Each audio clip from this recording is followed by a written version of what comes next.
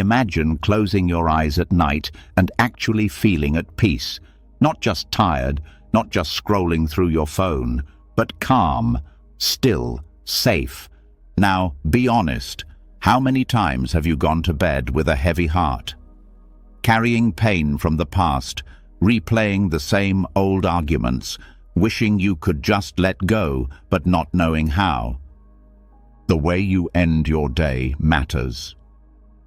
If your nights are full of tension, regrets, and emotional clutter, your sleep will suffer. And without good sleep, your mind stays foggy, your heart stays heavy, and your peace stays out of reach. But if you learn to let go, truly let go, you won't just sleep better. You'll heal, you'll forgive, you'll feel free. Tonight, you're going to discover the Zen path to emotional peace. These are not random tips. These are powerful practices passed down through centuries, designed to help you forgive deeply, heal fully, and sleep like you haven't in years. This is not theory. This is transformation. You'll learn how to release pain, quiet your mind, and let your heart finally rest. From silent rituals to breathwork, from night meditations to gentle movements, everything you're about to hear is built to calm your nervous system and lighten your soul. But before we start, I want you to do one small thing. Make a promise to yourself. Write this in the comments. Starting tonight, I am letting go. I am healing. I am Zen. This isn't just a sentence. It's a seed, a signal to your mind that you are ready to change. The more you say it, the more real it becomes. So write it now and say it like you mean it. Because what's coming next is more than 3 hours of Zen. It's 3 hours of coming home to yourself, to peace, to healing, to real rest. Let's begin. There's a quiet moment right after the lights go off and the world slows down, where the truth creeps in. The grudge you've held, the resentment that simmers under your smile, the ache that never fully leaves. It all shows up, uninvited, still breathing, still waiting for resolution. You might not speak of it often, but you feel it. That lingering sense that someone owes you something, an apology, an explanation, a sign that the universe is paying attention, that what happened to you wasn't fair and someone, somewhere, needs to make it right. That need, the craving for justice, for being right, is one of the heaviest weights the human heart can carry. Zen doesn't offer you a courtroom. It doesn't promise that your pain will be acknowledged by those who caused it. What it offers is something harder, but infinitely more powerful. The ability to walk away from the courtroom in your mind and step into peace. Letting go of justice doesn't mean giving up. It means setting yourself free. It starts with noticing how tightly you're holding on. That tiny reaction when someone cuts you off in traffic, the sting when someone gets credit you deserve, the mental replay of conversations where you were dismissed, misunderstood, or betrayed. These aren't random frustrations. They're part of the same web, the ego's need to be right, to be seen, to win. Zen helps you cut that web, thread by thread, until you can finally breathe again. The practice doesn't ask you to deny your feelings. In fact, it asks you to see them clearly, without judgment. What it does ask is that you stop feeding the flame. That you notice how craving fairness often becomes a trap, where you rehearse pain again and again, hoping it will resolve itself if you just think hard enough. But it doesn't, because justice, as your mind wants it, is not peace. Justice is external.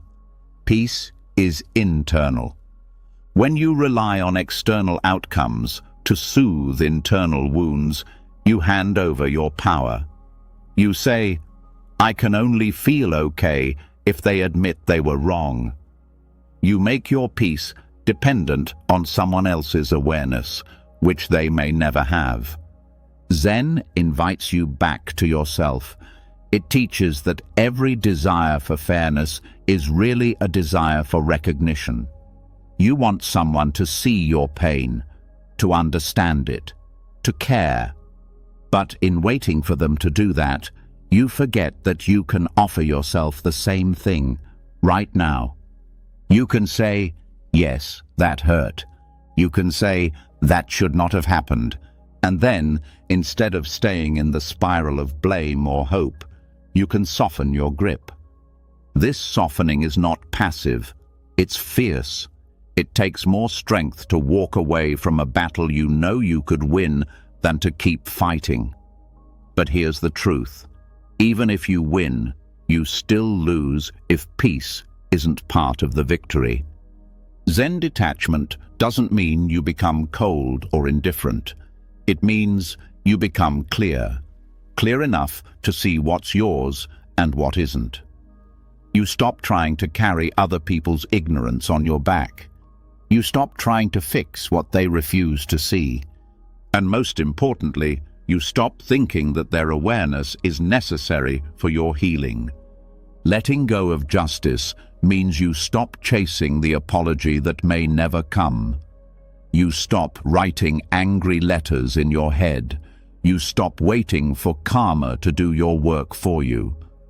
Instead, you choose the harder path, closure without confirmation. This kind of closure isn't about pretending it didn't matter. It's about deciding that your peace matters more. Zen teaches through presence, through breath, through repetition. Every time you notice yourself mentally arguing with someone, that's a moment to come back. Back to now. Back to your breath. Back to the stillness underneath your thoughts. It doesn't matter how many times your mind tries to pull you back into the fight. You simply return. That's the practice. Return again and again until the need to be right dissolves into the need to be free.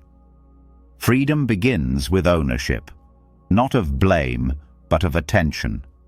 If your attention is tied up in past offenses, you are not living. You're reliving. Zen asks, how many moments will you sacrifice to stories you can't change? The ego doesn't like this question. It insists that justice is noble. But what it really means is, I don't want to let go until I get what I think I'm owed. And sometimes that means you wait for years, even decades, for words that never arrive. Meanwhile, your body carries the tension. Your breath stays shallow. Your nights stay restless. The irony is, the more you insist on being right, the more you live wrong. Because life moves, people move, and if you don't let go, you stay stuck in a moment that's already gone. Zen doesn't argue with the past. It bows to it. You might think, but they should know what they did. Maybe they should. But if they don't, how long will you carry their ignorance in your heart? Zen detachment is not about erasing your memory. It's about changing your relationship to it. You can remember without re-injuring yourself. You can say, yes, that happened, and not have it define your worth or steal your joy. This is where forgiveness begins, not in forgetting, but in freeing. You forgive not because they deserve it, but because you do. Because your nervous system wasn't built to carry betrayal forever. Because your mind wasn't built to replay the same wound for 10 years. Because your spirit wants to rest. And yes, your ego may scream that this isn't fair. Zen doesn't argue with the ego. It watches, It waits. It breathes.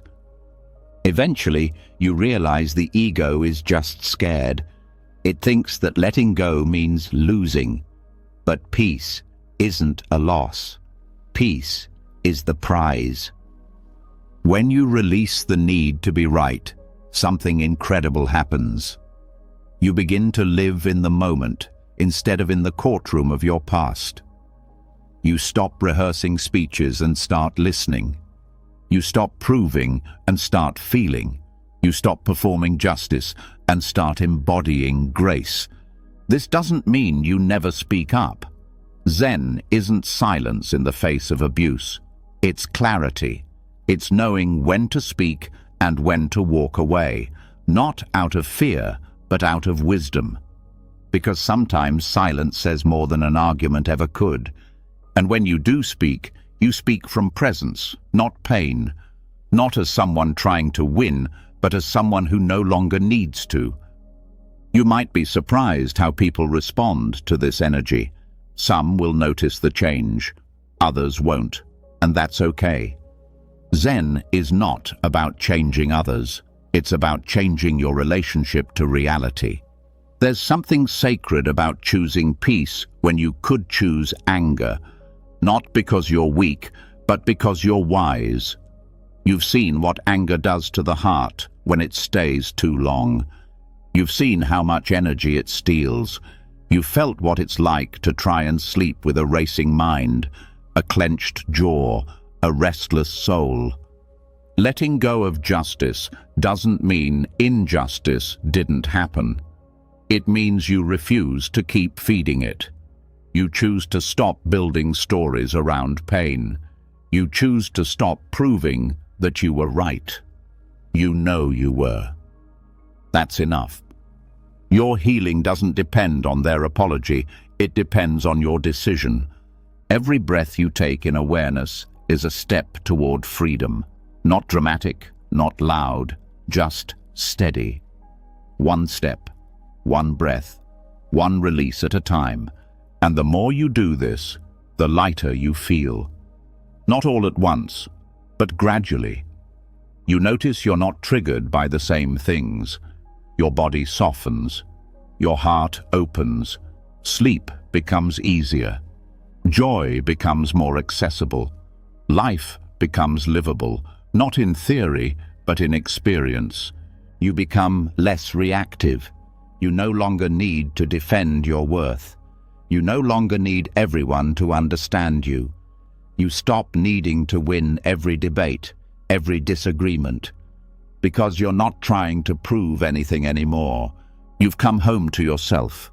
And once that happens, something even deeper occurs. Compassion. Compassion doesn't mean you excuse what happened. It means you stop adding to the suffering. You stop resenting. You start understanding that hurt people, and that you don't need to carry their wound with you. You begin to wish them peace, not because they deserve it, but because you do. Forgiveness becomes easier, not as an act, but as a state. You live in forgiveness because you live in presence. And in presence, there is no room for old battles, only awareness, only breath, only now. This is the Zen of letting go of justice. It doesn't ask for fanfare. It doesn't require a spiritual retreat or a perfect setting. It only asks that you notice when you're clinging, and then let go. Again and again, until the clinging stops, until peace becomes natural, until sleep comes without effort, until your breath becomes the only proof you need that you are alive, that you are free, and that nothing more needs to be said. Even after we release the need to be right, there's often something left behind, a feeling that's harder to name. It hides in the pauses between thoughts. It lingers when the room is quiet. It shows up in the body before it makes sense in the mind. A dull ache, a quiet weight. You've let go of the story, but the story hasn't let go of you. There are some emotions that logic can't touch. Some pain that slips through even the sharpest self-awareness. You know you've done the work. You've journaled, meditated, breathed, and still, there it is. Something tight in the chest, something unsettled in the heart. This is where Zen offers you something unexpected. Not an answer, not a cure, but a question.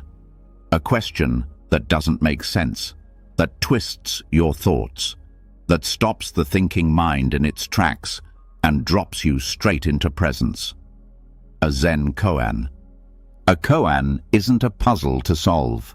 It's a mirror to your current state of mind. It doesn't explain pain, it bypasses it. It doesn't fix wounds, it exposes what was never wounded to begin with. When deep-seated emotional pain becomes part of your identity, words can't always reach it. Language reinforces the ego. Stories strengthen the sense of separation. Koans do the opposite. They short-circuit the narrative, pulling you into something deeper than understanding, awareness. When a teacher asks, "What is the sound of one hand clapping?" the rational mind panics. It wants to figure it out, but the more you try, the further away you get. That frustration, that moment where the mind surrenders, is the beginning of transformation. Not because you found the answer, but because you stopped needing one. That's where healing begins. Emotional pain often stays alive through our need to explain it. We revisit the past. We analyze why they did what they did. We try to find meaning. But not all pain needs meaning. Some pain just needs space. Not space to grow, but space to be witnessed without judgment, to be seen and held without being picked apart. Koans make room for that. They allow you to sit with confusion without needing to fix it, to feel sadness without drowning in it, to hold anger without directing it. When you're working with a koan, you're not trying to win or achieve anything. You're learning how to sit in discomfort without closing your heart. And that's where emotional liberation begins. Not by escaping pain, but by no longer being its prisoner. One of the most powerful aspects of koans is that they bring up your patterns, the way you react when you don't understand, the urge to prove, to resist, to dismiss. Every koan reflects a part of you that resists the unknown. That resistance is often the same force that holds on to old pain. You'll notice the same internal voice come up. This doesn't make sense. This is stupid. What's the point? That voice is also the one that says, I can't let this go. They need to understand. I need closure. See the link? Koans don't just challenge your thoughts, they challenge your identity. They ask, who are you without this pain, without this belief, without this story? Not with words, with silence. And in that silence, the emotional walls begin to tremble. Not from pressure, from presence. Koans are emotional mirrors because they show you your edges, where you become tight, where you want control, where you demand order. Pain thrives in those places, where we resist life's messiness, where we want answers to fit our expectations. But life, like a koan, often won't make sense. It will give you loss without explanation, betrayal without reason, change without warning. When you work with a koan like, what was your original face before you were born? Your mind scrambles. It cannot answer, but in that moment, it also pauses. And when the mind pauses, the heart can speak. Emotional pain isn't just about what happened. It's about the meaning we gave it, the story we repeat. Koans interrupt that story, not by replacing it, but by showing that we are more than our interpretation.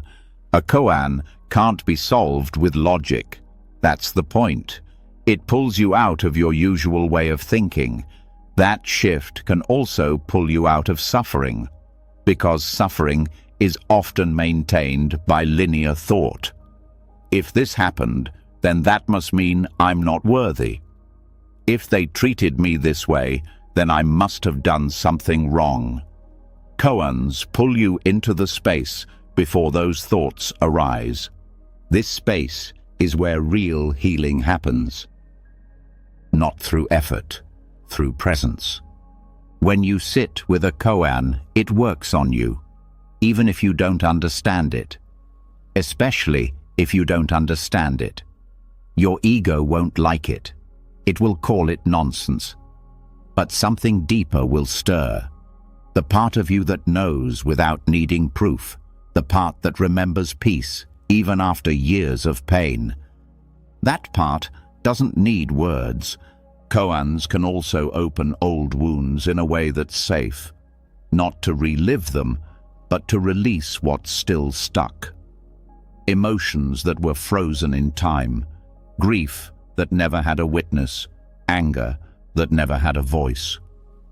You might not know why you're crying. You don't need to. The tears are the answer your mind could never find. Sometimes the question itself is the medicine. Koans also reveal your expectations. We think healing should look a certain way. Be gentle, be clear. But sometimes healing looks like confusion, like not knowing, like having no idea what to do next, and staying there without running. That's the gift of the koan. It teaches you to stay with the unknown, to stay with the pain, to stay without trying to fix. Because in the staying, something breaks open.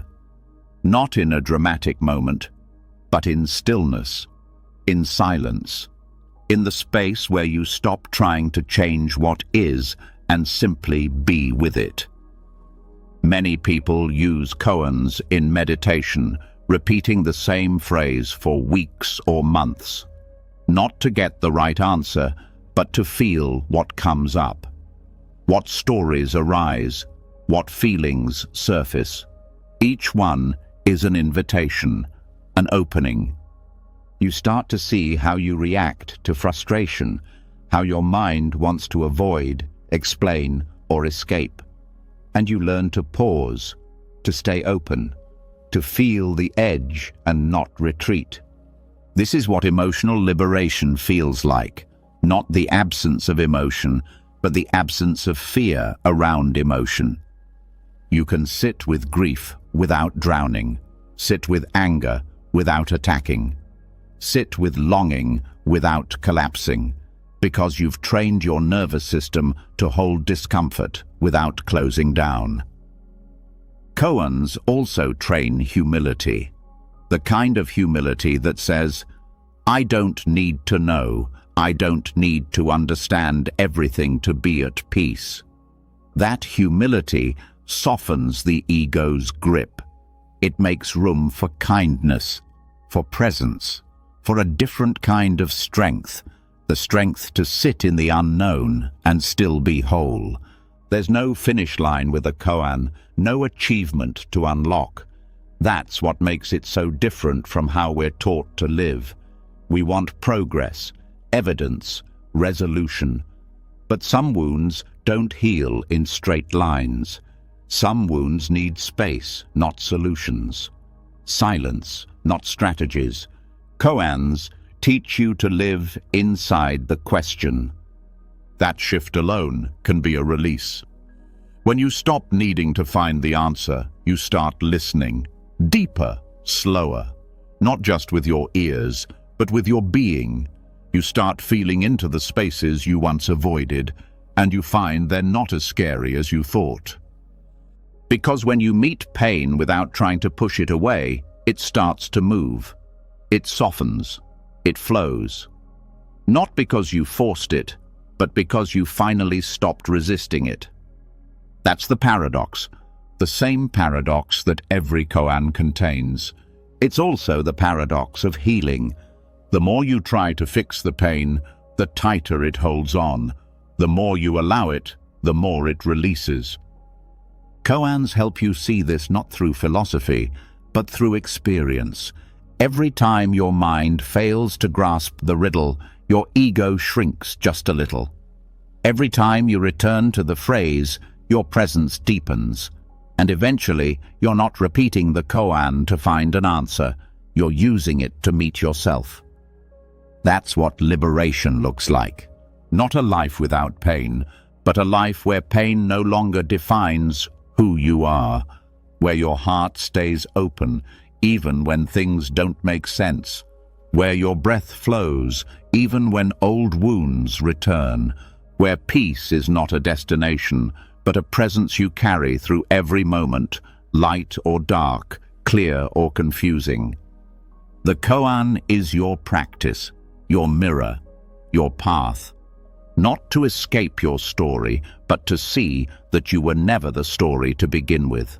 Even when the mind stops searching for answers and the heart softens in the silence of a koan, there are still some things left unsaid. The pain we caused others, the pain they caused us, the heaviness that words can't lift. Because sometimes language fails where presence begins, and some of the deepest wounds live in the spaces between what was spoken and what never will be. There are moments in life when the apology never arrives, or when we are the ones who can't find the words. Not because we don't feel sorry, but because nothing we say seems enough. Because certain hurts are so layered, so old, so quiet, that they've slipped beyond the reach of language.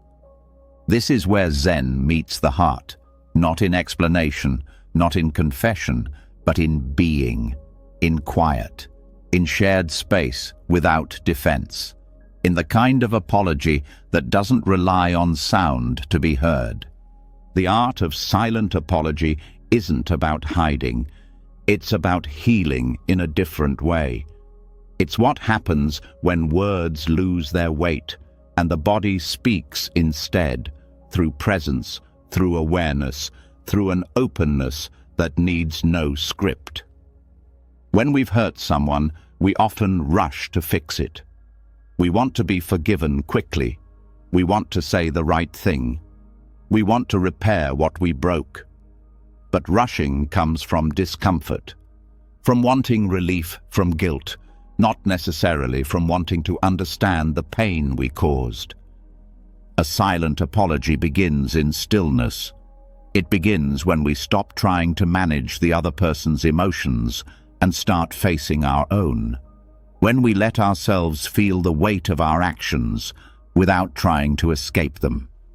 When we offer our presence, not to take away the pain, but to say, without words, I see what I did. This kind of seeing is not passive. It's an act of courage.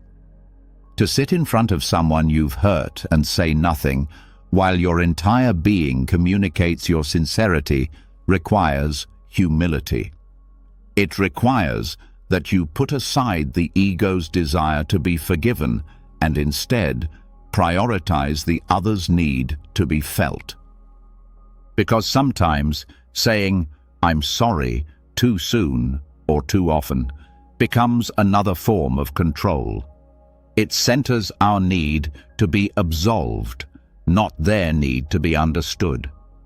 But when we offer silence, not the silence of avoidance, but the silence of presence, we give them space to feel what they feel, without pressure, without expectation. Silent apology also lives in gestures, in how we carry ourselves after the damage is done, in how we move, how we hold space, how we soften, in whether we take responsibility through consistent actions, not dramatic words. In Zen, bows are often used as a form of apology. A bow isn't just a movement, it's a symbol of surrender, of reverence, of acknowledgement. When you bow to someone, you are saying, "I see your humanity, I see your pain. I lower my defenses to honor your experience." You're not asking for anything. You're offering your awareness. This is where healing begins, not with the cleverness of what we say, but with the honesty of how we show up, without defenses, without spin, without trying to be seen as the good one. Silent apology also requires patience. Just because we feel ready to make peace doesn't mean the other person is. Just because we're sincere doesn't mean they owe us their forgiveness. Healing happens in its own time, and real apology holds space for that.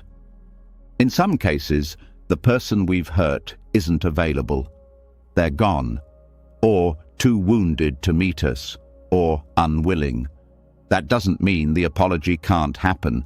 It just means it happens differently.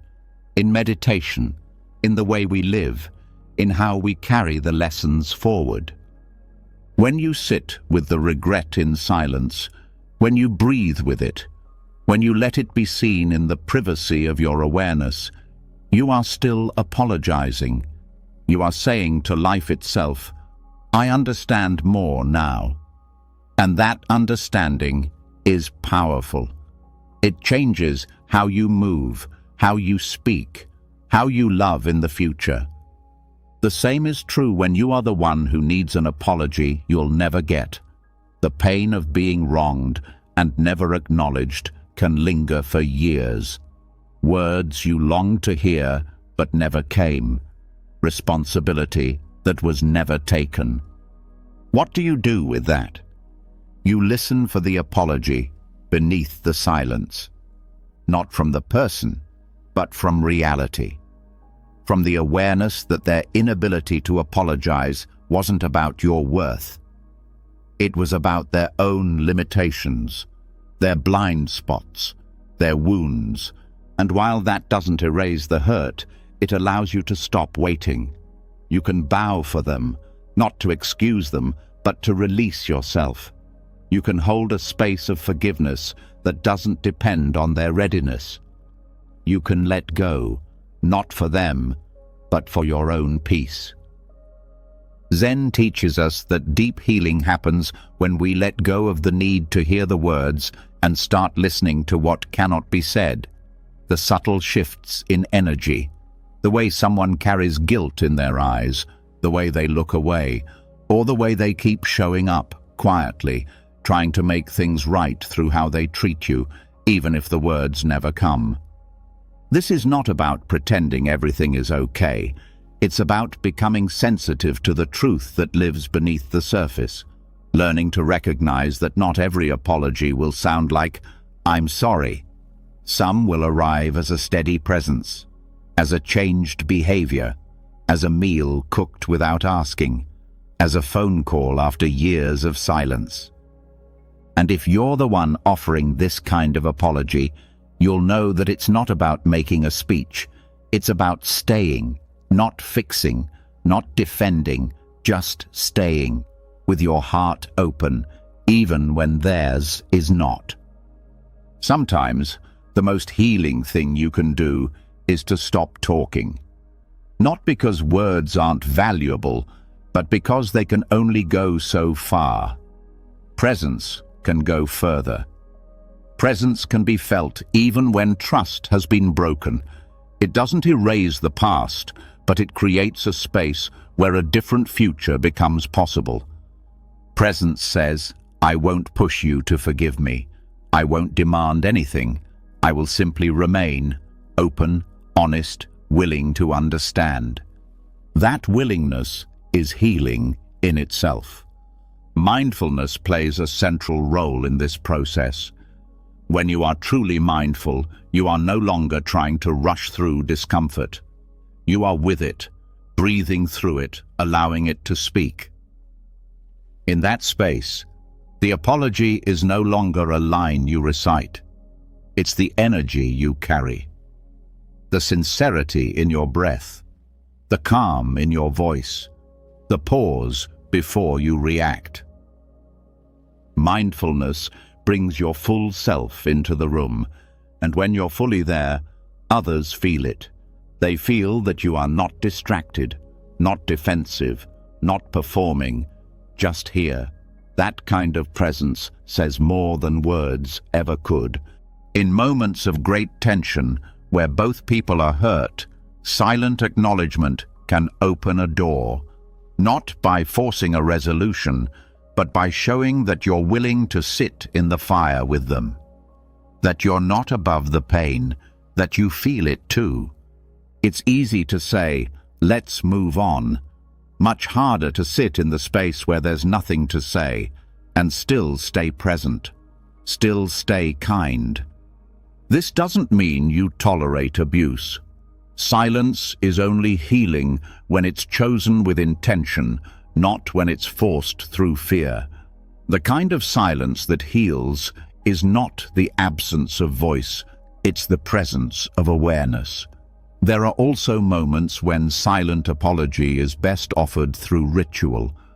A walk taken with intention, a letter written but never sent, a candle lit for the one you hurt, a prayer spoken into the wind. These acts don't erase the past, but they open your heart. And an open heart is the foundation of every apology worth making. We live in a world obsessed with saying the right thing, but some of the deepest healing happens when we say nothing at all, when we drop into our body, into our breath, into the energy we carry and the space we hold. This is not about avoiding responsibility, it's about expanding it, beyond just language, into presence, into action, into the subtle changes that show we are truly sorry. Healing without words isn't mysterious, it's deeply human. It's what children do when they crawl into their parents' lap after a fight. It's what lovers do when they hold each other after hurting each other. It's what friends do when they sit in silence, letting tears speak for them. You've probably experienced this without naming it. The hug that made everything okay. The long glance that said more than an entire conversation. The quiet that followed real understanding. These are silent apologies, and they are sacred because they bypass the defenses. They go directly to the heart, and in a world full of noise, they stand out, not as absence, but as presence, as attention, as care. So whether you're the one seeking forgiveness or the one offering it, know this: you don't always have to say the perfect thing. You just have to show up with your whole self, with honesty, with stillness, with the willingness to feel. Sometimes that's all it takes to begin again. And when you do, when you offer that kind of presence, healing starts to unfold quietly, naturally, like breath, like forgiveness that needs no name. Even after presence brings its quiet medicine, even after words fall away and gestures begin to speak, there's still a space we all return to, a space where we are completely unguarded. In this space, apologies fade, logic dissolves, and time unravels. We enter it every night, willingly or not, and in this space, our deeper stories begin to surface. This space is sleep. Most treat sleep as an end, an escape from the day, a break from the mind. But Zen sees it differently. Sleep is not an end. It's a doorway, a sacred part of your practice, a time when the conscious mind releases its grip and the subtle mind begins to speak. What it says, if you learn to listen, can change everything. Dreams in this tradition are not random. They are not just noise or leftover thoughts. They are mirrors. They reflect what is not yet seen during waking hours. They carry messages in symbols, in feelings, in patterns. In Zen, we don't push them away or try to interpret them with rigid rules. We meet them like a monk would meet a guest, curious, respectful, open. The problem in modern life is that sleep has become purely mechanical, a checkbox, something to fix when broken, something to hack when inconvenient. But when sleep is only treated as recovery, its deeper nature is missed. It stops being sacred, and with that loss, we also lose access to some of our most profound insights and emotional healing. Zen approaches sleep not as a problem to solve, but as a process to respect. Before sleep begins, the preparation is just as important as the rest itself. What state of mind are you bringing into that space? What thoughts are you feeding yourself as you lie down? What unresolved energy are you carrying into your dreams? Your answers shape the journey of your sleep. Because the body may rest, but the deeper layers of the mind continue moving. They whisper through symbols and images. They don't speak in straight lines. They spiral. They revisit. They repeat. Not to confuse, but to process. When Zen practitioners prepare for sleep, they often do so with ritual, not elaborate, but intentional. The room is simplified. The light is softened. The breath is followed. The thoughts are noticed, but not attached to. This is not just for better sleep hygiene, it is spiritual hygiene, clearing the space not only for rest, but for awareness within that rest. The transition from waking to sleep is seen as a continuation, not a break. In Zen, nothing is truly separate. Sleep is not the opposite of practice. It is practice in a different form. It teaches surrender. It invites trust. It asks us to release our grip on the world and enter a state where control is no longer possible. And that is why it is so important to meet sleep consciously. The act of falling asleep can become a meditation in itself. The final thoughts before sleep are like seeds. They root in the soil of your subconscious and bloom into dreams. If those seeds are fear, distraction, unresolved guilt, your dreams will reflect that. If those seeds are awareness, peace, humility, your dreams begin to change. This doesn't mean you control your dreams. Zen is not about control, it's about alignment. When your waking life is lived with mindfulness, your sleeping life begins to carry the same quality. In sleep, you meet your shadow more honestly. You see the emotions you ignored, the memories you buried, the needs you pretend not to have. They come back, not to punish, but to be felt. Dreaming, then, becomes a Dharma gate, a path that invites you to know yourself more fully, not through analysis, but through presence. Some dreams are soft, others are disturbing, some leave no trace, others shake something loose in you.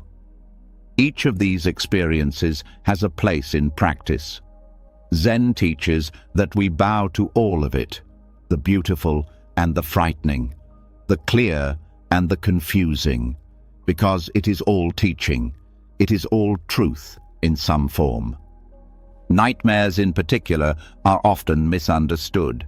Most try to push them away, to forget, but Zen asks us to turn toward them, to ask gently, "What are you trying to show me?"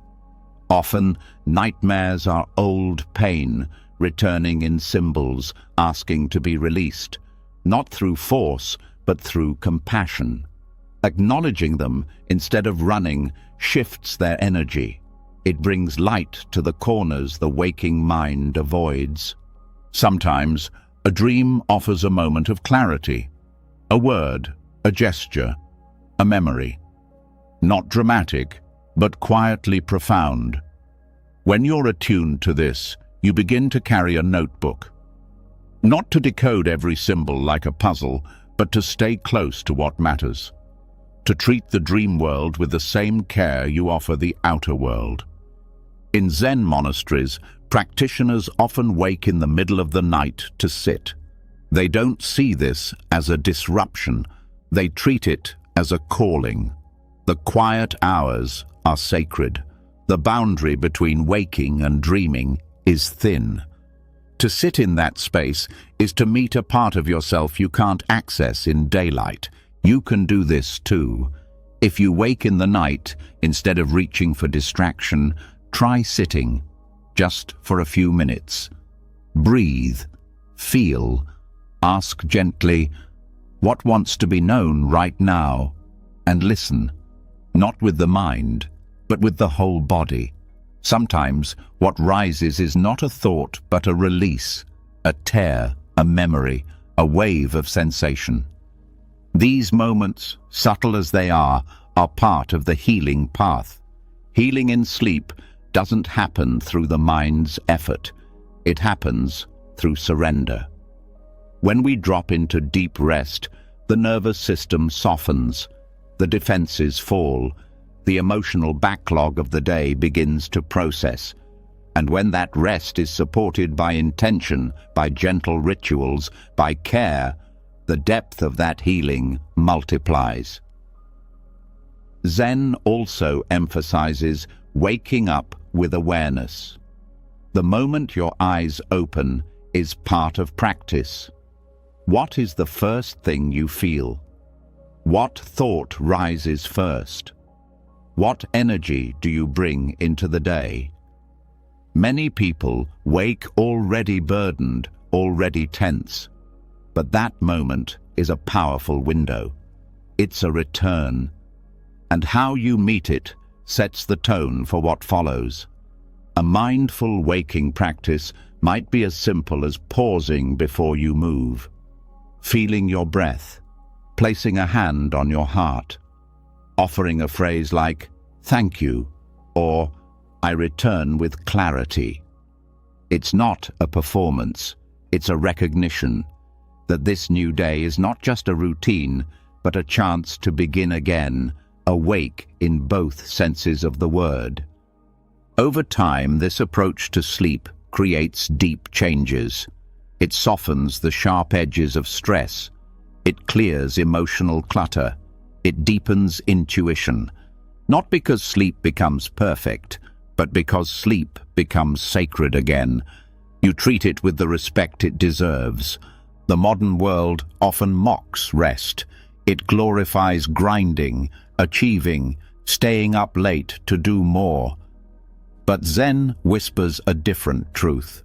Rest is not weakness. Sleep is not waste. These are necessary states of renewal, not just for the body, but for the soul. To sleep consciously is to honor the full rhythm of life. Activity and stillness. Movement and return. Thought and silence. In this rhythm, there is balance. And in that balance, you find a kind of peace that cannot be reached through effort alone. Dreams, when treated with reverence, become part of the practice.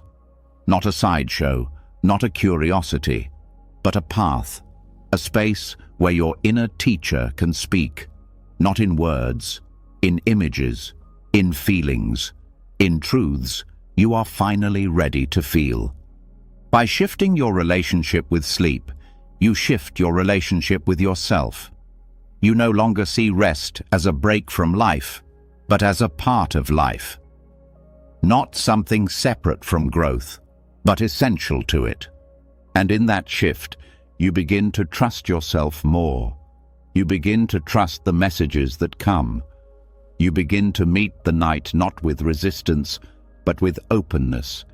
You begin to see that healing does not happen only in the light, but also in the deep, quiet dark. Where breath slows, where the body softens, where the spirit speaks, and nothing needs to be said to be known. After learning to meet the night with reverence, to treat dreams as sacred, and to greet the silence of sleep as an opening to deeper presence, there's another practice that reaches even further into the body. This practice doesn't use words, thoughts, or intentions. It uses the entire self, muscle, breath, gravity, and through this, it becomes something rare, a direct path to humility, to softening, to peace. It is the act of bowing. Bowing in Zen is not symbolic. It is not done for appearance or tradition. It is a lived expression of surrender, recognition, and release. Every motion, rising, lowering, touching forehead to the floor, is deliberate. Every movement carries meaning. Not the kind of meaning that needs explanation, but the kind that bypasses the mind and speaks straight to the heart. In a world where most healing focuses on words, bowing returns us to the body. It speaks to the parts of us that are tired of talking, tired of thinking, tired of trying to explain.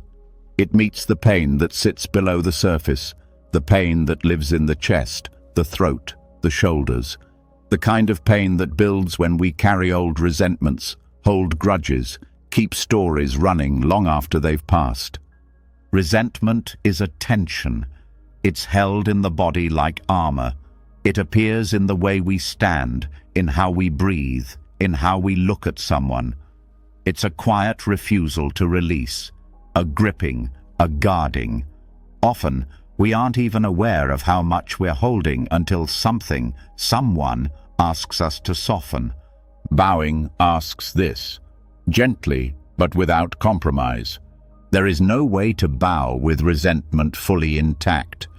Not because the act forces anything, but because the posture of bowing, physically, emotionally, energetically, calls forth something else. It calls forth humility, and not the performative kind, the real kind, the kind that whispers, "I am no higher, I am no lower, I let go." The structure of a Zen bow varies, but the essence is constant. There is a pause, hands pressed together, a breath. The body leans forward, knees bend, the forehead touches the ground. Then a return to upright. It seems simple, but inside, the simplicity is a profound letting go. That pause before the bow begins is important. It's where the intention gathers, not as a thought, but as presence. In that breath, you feel everything that wants to resist the act. All the reasons not to bow, all the tightness, all the pride. That's the moment where the work begins. As you bend, something else bends too, the narrative. The one where you were right and they were wrong. The one where your pain had to be proven before it could be released. It doesn't disappear, but it becomes less solid, more fluid. The act of lowering the body lowers the story. It doesn't erase it. It puts it in perspective. Touching your forehead to the ground is not just symbolic. It puts your head below your heart. This shift has energetic power. It allows the thinking mind to pause and the feeling body to lead. You are not explaining your forgiveness. You are offering it without needing words. You are placing yourself in a posture that says, "I let go of needing to win." This movement changes the breath. When you bow with sincerity, the breath deepens. The tension around the heart softens. The body feels heavier in a good way, grounded, surrendered. There is no tension in full prostration. There can't be. Resentment needs tension to survive. In this posture, it starts to dissolve. Bowing is especially powerful when done with someone you struggle to forgive. You do not have to speak. You do not even have to be face to face. You can bow toward their presence. You can bow toward their name. You can bow toward the pain. The gesture is not for them, it's for you. It is a declaration that you are ready to put the burden down. If it feels unnatural, that's okay. We are taught not to bow. We are taught to stand tall, to stay guarded, to be proud. Bowing may feel vulnerable, strange, even foolish, but that is where its power lies. It disrupts the ego's control. It interrupts the loop of defensiveness. It invites a new kind of strength, the strength to soften. When you incorporate bowing into daily practice, it starts to shift how you carry yourself the rest of the day. You begin to notice the small resistances, the glances that judge, the thoughts that linger on unfairness, the tones that come from pride. You begin to see these patterns not as personality, but as habits that can be released. Resentment often hides in the background. It becomes part of the emotional landscape, shaping reactions, coloring relationships, feeding tension. Because it's not loud, it's easy to live with for a long time, but it leaves its mark. It dulls the joy in connection. It holds back love. It builds barriers, even when you want to open. Bowing breaks the pattern, even if only for a moment. That moment is enough to start something new. A relationship that was frozen begins to move. A grudge that seemed permanent begins to loosen. Not because the past changed, but because your posture toward it did. This kind of practice can be done alone, in silence. It can be done at the start of meditation, or before sleep, or in moments of emotional heaviness. The key is sincerity. Without it, bowing is just performance. With it, bowing is medicine. Some Zen practitioners bow hundreds of times a day, not as punishment, as devotion. Each bow is a drop of water against the stone of the self. Slowly, over time, the hard edges soften. The pride, the pain, the grip of the old stories, they begin to fade. Not from rejection, but from gentle repetition. When you bow regularly, your concept of self begins to shift. You no longer see yourself as fixed. You no longer feel the need to defend every reaction. You become more open, more flexible, less attached to being right, more willing to understand. This shift affects how you respond to others. You become less reactive, less quick to judge, less in need of being seen as the one who knows. Bowing teaches that peace is not found in being above others. It's found in meeting them where they are without needing to control the outcome. In moments of conflict, remembering the bow, even if only internally, can stop the spiral. It can turn a defensive reaction into a breath, a closing into an opening, a sharp word into silence. And from that silence, something new can grow. If you've never bowed as part of your emotional practice, start small. A single bow with full awareness is more powerful than 1,000 done without presence. Let your body teach you. Let the movement guide the mind. Over time, it will feel more natural, more healing, more essential. Bowing also connects you to lineage, to all those who have bowed before you, who faced their own pain, their own pride, their own need to be right, and chose to let go. You are not alone in this practice. You are part of a quiet, powerful tradition that transcends culture and time. And in that lineage, there is strength. You feel it in your bones, in your breath, in the stillness after the bow. That stillness is not empty. It is filled with all that has been released, with all that no longer needs to be carried. The more you bow, the more you understand that forgiveness is not always a grand event. Sometimes it is a simple movement, a quiet breath, a forehead to the ground, a whisper, not of words, but of willingness, a letting go again and again until the heart no longer clings. This is how Zen dissolves resentment, not through force, not through explanation, through presence, through motion, through the humility of the body and the honesty of the heart, through the simple, radical act of bowing, fully, freely, completely. When the body bows, when pride softens and the ego quiets, a different kind of presence becomes possible. One that doesn't demand surrender, but invites it gently. One that doesn't shake you, but steadies you. After the physical expression of humility, after the breath has deepened and the grudges have loosened their grip, you may notice a craving not for more release, but for restoration. Not to fight or fix, but simply to feel whole again. This is where the tea ceremony enters. Not as a performance, not as a decorative ritual, but as medicine, as real, grounded healing. In Zen, the tea ceremony is not a social activity. It is not for entertainment. It is not hurried, nor is it casual. It is a practice of care, care for the moment, for the body, for space, for the invisible wounds that modern life rarely allows time to tend. In this space, you don't just make tea, you make peace.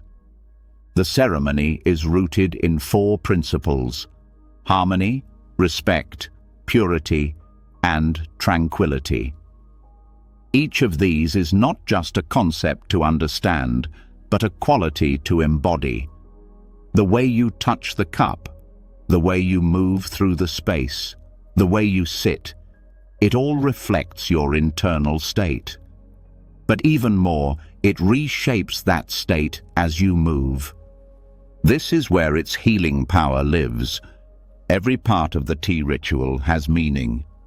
The act of cleaning the utensils is not about germs. It is a purification of mind, a symbolic clearing of emotional clutter. Each movement is slow, intentional. You are not rushing through a task. You are engaging in presence. The water isn't boiled aggressively. It is coaxed to warmth. The tea isn't poured for speed. It is offered like a gift. Your awareness expands into every detail. The texture of the bowl, the sound of steam rising, the fragrance rising just before the first sip. You are fully inside the moment, not reaching ahead, not falling behind. You become the space where peace grows quietly. This ceremony teaches that healing doesn't always require effort. Sometimes it requires attention, not the kind of attention that analyzes, but the kind that watches, that listens, that receives. In a tea ceremony, you do not talk. The silence isn't awkward, it's sacred. It allows emotions to settle like leaves in a steeping pot. The inner restlessness that demands distraction begins to slow. You are no longer performing for anyone. You are no longer chasing anything. You are simply being. That alone is deeply nourishing. The emotional reset that occurs during this process is not forced. It arises naturally from the quality of your presence. When you are fully present, the nervous system calms. The tension in the muscles begins to soften. The breath becomes steady without trying. This physiological shift supports emotional stability. You do not have to fight for balance. It returns gently as you slow down. What's unique about the tea ritual is that it doesn't require spiritual language to be spiritual. There is no preaching, no belief system imposed. The act itself, precise, beautiful, quiet, is the teaching. The lesson is in the doing. That's why even people who know nothing about Zen feel different after participating in a true tea ceremony. They may not know why they feel calmer. They may not understand the layers of tradition behind each movement. But something shifts. Something opens.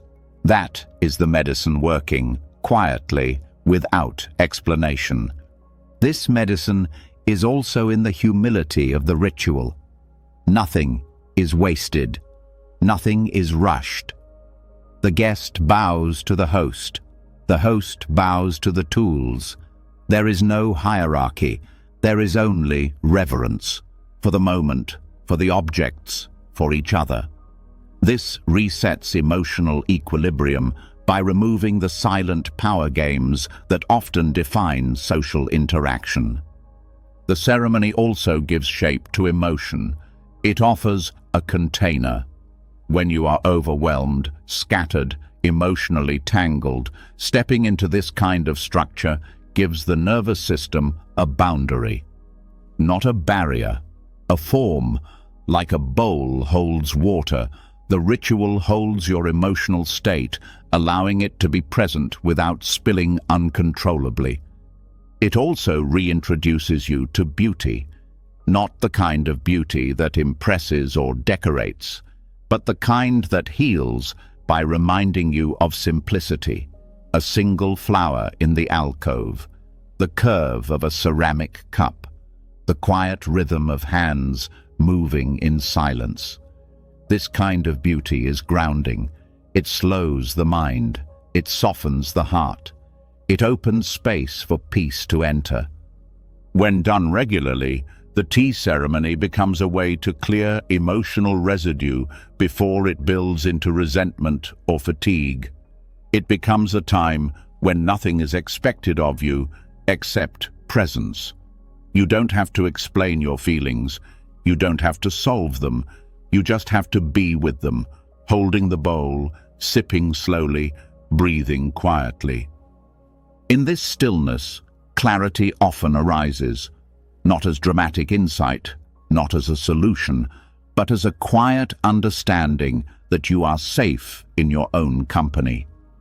That healing is not always loud or visible, that sometimes the most powerful thing you can do is treat a small act with great care. That care extends inward. As you treat the tools with respect, you begin to treat yourself with more respect. You slow your inner pace. You stop demanding that every moment produce a result. You learn to sit with what is. This changes how you move through the rest of your life. You begin to carry the quality of the tea ceremony with you, into your work, into your relationships, into how you eat, how you rest. You begin to see that every action can be a ritual if you meet it with presence. The tea ceremony also teaches consistency. It is not dramatic. It doesn't change much from day to day, and that's part of its strength. It offers reliability in a chaotic world. You begin to trust the practice, not because it gives you a specific emotional outcome every time, but because it always brings you back to yourself. There is also an emotional honesty that arises in the stillness. When you sit quietly, without distraction, the truth of how you feel becomes clearer. If sadness is present, it will be felt. If restlessness is present, it will show itself. But because you're not trying to fix anything, these feelings lose their edge. They soften just by being allowed to exist without interruption. This is deeply healing. So much of our emotional suffering comes not from the emotions themselves, but from the way we resist them. The tea ceremony offers a new way, not by teaching you to change your feelings, but by teaching you to hold them with grace. When you learn to treat the moment with that kind of care, your emotions follow. They begin to trust you. They stop shouting. They start speaking more softly. You begin to realize that your emotions were never the enemy. They were just trying to be heard. The practice becomes a conversation between your hands and the bowl, between your breath and the steam, between your awareness and whatever is moving inside. There are no answers, but there is connection, and that connection is enough. Over time, this ritual can become a form of emotional reparenting, a way to give yourself the gentleness, the patience, the presence that may have been missing before. You learn that you don't need to be fixed. You need to be held by your own attention, your own kindness. And as this understanding deepens, you may find that your relationships shift as well. When you've practiced showing up for yourself in silence, you become better at showing up for others in silence. You stop needing to explain everything. You start listening differently. You start honoring others' emotions because you've practiced honoring your own. All of this through the simple act of making and drinking tea with presence. This is what Zen offers, not escape, but return, not avoidance, but attention, not control, but care. The tea ceremony is one of the purest expressions of this. It teaches without talking. It heals without pushing. It anchors without needing to hold on. And in this quiet space, you find yourself, not as a problem to solve, but as a presence to return to, again and again, cup by cup, breath by breath, presence by presence, until peace is no longer something you chase. It's something you pour, something you hold, something you become. The stillness of the tea ceremony teaches us how to meet emotion without fear, how to hold presence without needing to fix or change. It reminds us that healing can begin in the smallest acts, when done with full awareness. But there are times when what lives inside us needs not just to be held, but to be moved. Certain emotions, especially grief, require a different kind of space to shift. Not stillness alone, but motion. Not quiet observation, but physical expression. Grief lives in the body. Forgiveness does too, and both can be worked with, not just through meditation, but through mindful doing. This is where the garden becomes the teacher. Zen gardening is not about landscaping. It is not decoration. It is not a hobby to pass the time. It is practice. It is a way of seeing the self reflected in the soil, in the roots, in the weeds that appear when we are not paying attention. The garden holds nothing back. It responds honestly. It reveals what we often overlook in ourselves: neglect, impatience, distraction, resistance. Working in the garden is not separate from working with the heart. They are linked. As the hands meet earth, the mind meets memory. As the weeds are pulled, old pain rises, not to overwhelm, but to be seen. The physical process of tending to something alive becomes a mirror of tending to your own inner landscape. When you approach the garden with presence, each act becomes an offering. When you dig, you are unearthing what was hidden. When you prune, you are letting go of what no longer serves. When you plant, you are placing hope into the future, not as fantasy, but as commitment. Grief does not move on command. It does not obey timelines, but it does respond to attention. It loosens when the body is engaged, when the heart is grounded, when the nervous system is no longer locked in the loops of thought. Gardening offers this. You are not asked to understand your grief in order to heal. You are simply asked to show up, to move your hands, to breathe, to care. In the act of clearing soil, you meet the truth that nothing heals by being buried. Old roots must be pulled with care, not ripped, not ignored. Some take time to loosen, some break off and must be dug out slowly. This teaches patience. It reminds you that emotions cannot be forced to leave, they must be worked with, felt, respected. Forgiveness also grows in this soil, not as a sudden decision, but as something that matures with practice. When you clear a bed for new growth, you begin to understand that holding on to resentment is like refusing to clear dead plants. It blocks light, it crowds the space, it makes it harder for new life to take root. You may notice that as you tend the garden, thoughts of old wounds surface.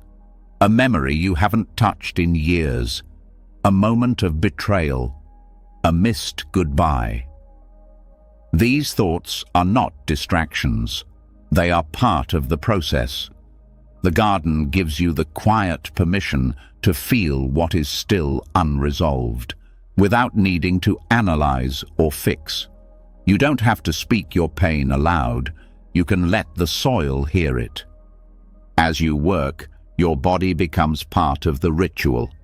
The repetitive motion of raking, digging, watering, these are not chores.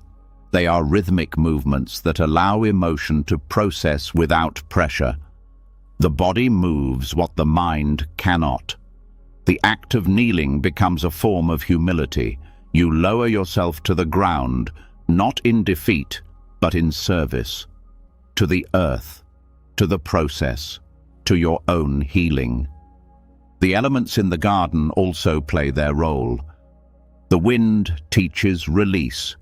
The rain teaches renewal. The sun teaches consistency. Each condition carries a message, if you listen. Some days, progress is slow. Some seasons, nothing blooms. But the garden does not quit. It waits. It adapts. It keeps going. This is what grief requires too. Not a fix, but a rhythm. Not a cure, but care. The garden becomes a teacher in how to live with loss, not by forgetting, but by integrating. You don't erase what was, you compost it. You turn it into something that can nourish the next chapter. Not in theory, in action. Forgiveness in this space becomes less about the other person. It becomes more about what you are willing to carry, more about what you are willing to release. When you loosen your grip on the story of what they did, when you place that story into the earth with your hands, you create space for something else to grow. A quiet freedom, a soft breath, a small peace. Gardening. In silence deepens this process. Without words, the senses heighten. You notice the way the soil smells after rain. You feel the tension release in your shoulders as you rake. You hear the sound of birds returning, of bees visiting flowers. These are not background details. They are reminders that life continues, that beauty is still possible, that even in the presence of pain, there is still life unfolding.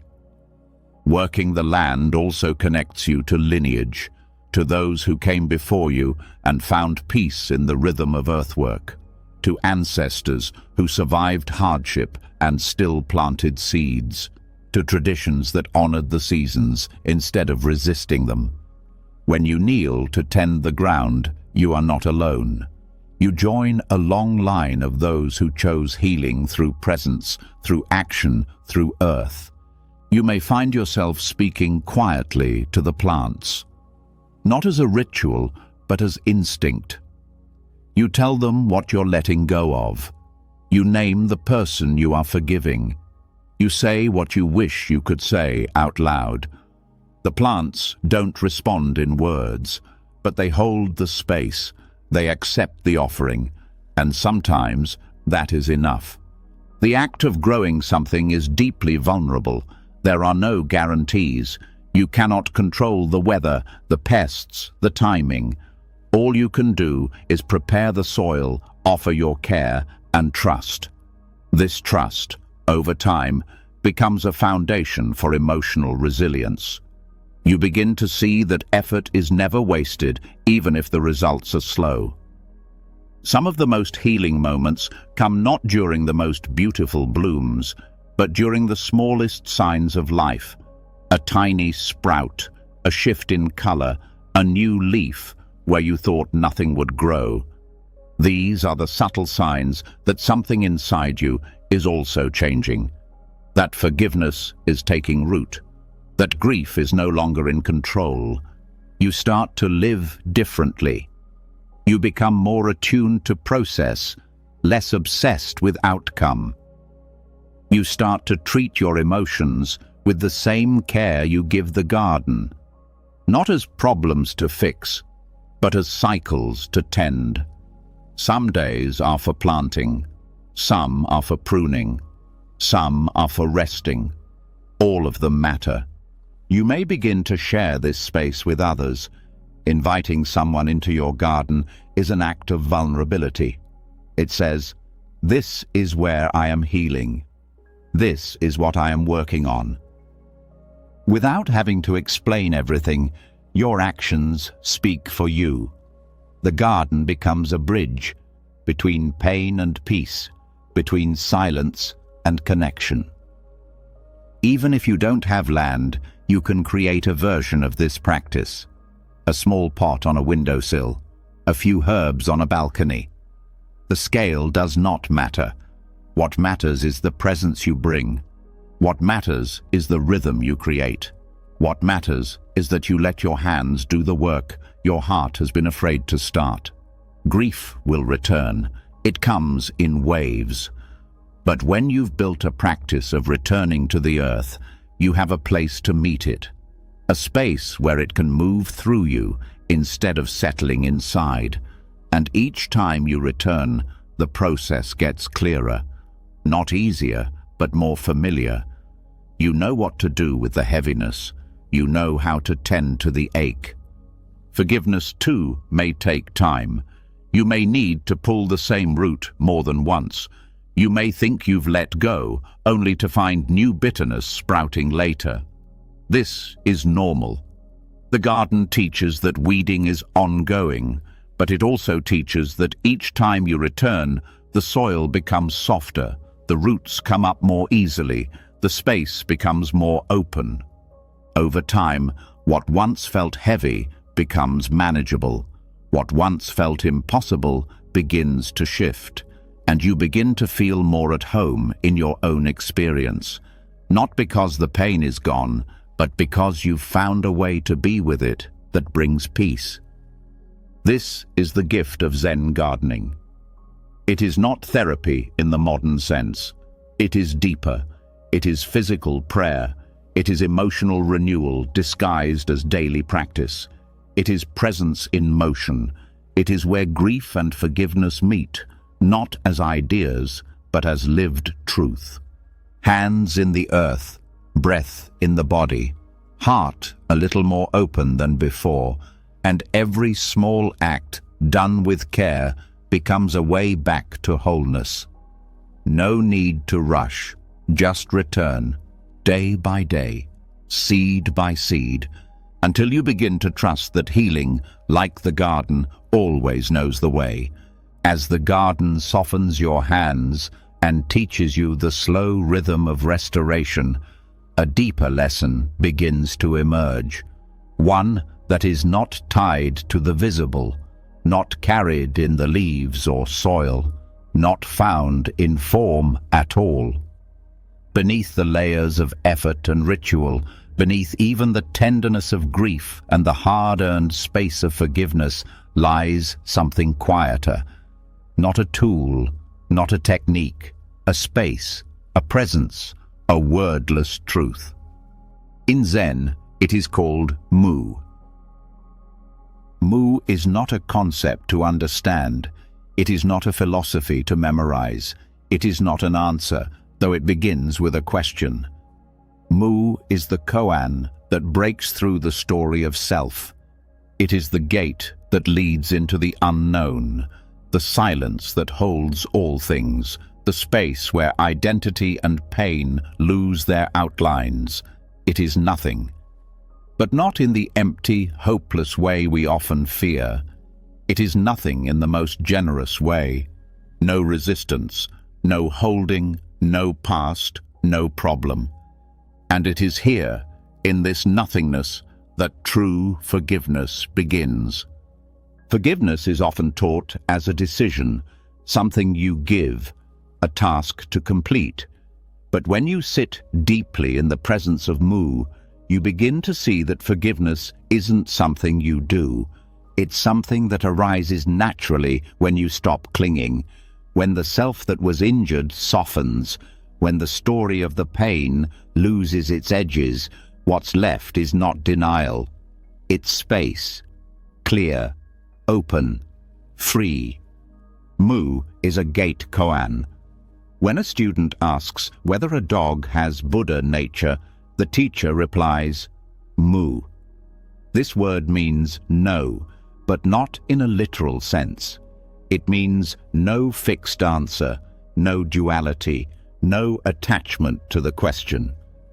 It is a response that collapses logic and demands presence.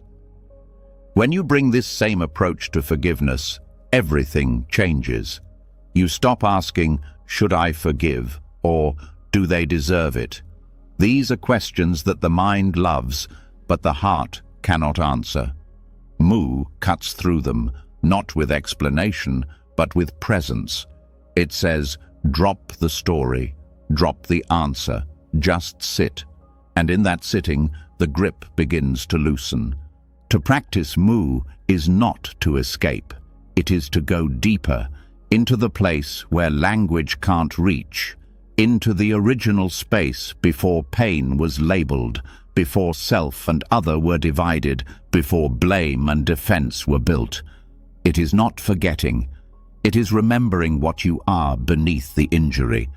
When you enter Mu with sincerity, your sense of identity begins to shift. The one who was hurt and the one who caused hurt both dissolve. What remains is not confusion. It is clarity without form, peace without a reason, forgiveness without a story. This is why Mu cannot be explained. It must be experienced. You begin by sitting, by breathing, by repeating the koan in your heart, not trying to understand it, but letting it become your breath. Every time your mind returns to the wound, what they did, how it felt, why it's still unfair, you return to Mu, not to escape, but to be with the rawness without getting tangled. Over time, this creates space. Space is not passive. It is where transformation begins. In that space, you begin to see that much of your pain is not from the moment of injury, but from the replaying, the defending, the retelling. Mu breaks that loop. It stops the cycle, not by fixing the pain, but by pulling you into the presence beyond it. This presence is not numb. It feels everything, but it does not attach. It does not make meaning out of suffering. It allows suffering to rise, crest, and fall like a wave. Nothing is held. Nothing is rejected. All is allowed, but nothing sticks. Forgiveness in this context is not about the other. It's not even about you in the usual sense. It's about the release of separation. When there is no longer a tight self defending against a tight other, there is room, and in that room, grace appears. This does not mean boundaries disappear. You still live, speak, act, but you do so from clarity, not from a wounded identity. You do not react to protect a self that's been built around injury. You respond from stillness, from center, from mu. Mu is not a thing. It is the absence of thingness, the space between thoughts, the silence before speech, the pause before action. It is the root of all Zen practice, not a place you go, but the presence you uncover when everything else falls away. When you sit with Mu, forgiveness is not a project. It is a byproduct. It grows in the soil of presence, slowly, gently, quietly. You may not even notice at first, but one day you'll feel it. The memory will return, but the tightness won't. The name will appear, but the story won't grab you. You will feel the ache, but not the identity. That is deep forgiveness, not because you willed it, but because Mu worked through you. This experience is different from conventional spiritual bypassing. It does not avoid pain. It does not mask resentment with false calm. It meets the pain completely, but without identity, without judgment. You are not the pain. You are not the healer. You are simply here, as awareness, as breath, as Mu. This kind of forgiveness leaves no trace, no scar, not because the past didn't happen, but because it is no longer happening. It has lost its power to shape who you are. The weight is gone, not because it was lifted, but because you stopped carrying it. When you enter Mu, everything becomes lighter, even grief, even betrayal. They remain, but they no longer define. You stop needing to be the one who was hurt. You stop needing to protect your version of events. You stop needing to explain yourself. You begin to live from the silence underneath all explanations. This is a kind of healing that words cannot describe. It is not emotional closure. It is spiritual openness. It is not resolution. It is return to what you were before the story began. Even in daily life, Mu can be practiced. When anger rises, pause. When resentment speaks, listen without obeying. When you feel the old pattern pulling you, say Mu, not aloud, but inwardly, as a reminder, as a return. This return becomes your practice, again and again. Not to force change, but to meet what is real. In time, you begin to see that forgiveness is not a gift you give. It is the natural result of no longer identifying with pain. It is not moral, it is spacious. You may still remember what happened. You may still choose to walk away, set boundaries, protect yourself. But you no longer carry the burden. You no longer tighten around the wound. You no longer define yourself by what was done to you. This freedom cannot be taught in steps. It cannot be planned. But it can be trusted. Each time you enter Mu, you strengthen the part of you that is already whole, the part that was never touched by trauma, the part that existed before hurt. This part is not a fantasy. It is not an ideal. It is what you are when nothing else is added. It is the ground of your being. And in that ground, forgiveness is not a task. It is a way of being. You move from reaction to response, from holding to releasing, from separation to inclusion. You begin to see the pain of others, even those who hurt you, with clearer eyes, not to excuse, but to understand, not to justify, but to see. And in that seeing, something softens, not because it should, because it can. This is what Mu offers. Not a solution, not a technique, a return to emptiness that is not empty, to silence that is full, to nothingness that holds everything. Here you are free, not because life is perfect, but because you no longer need it to be. In this space, you forgive, not because it's the right thing, not because someone told you to, not even because you wanted to.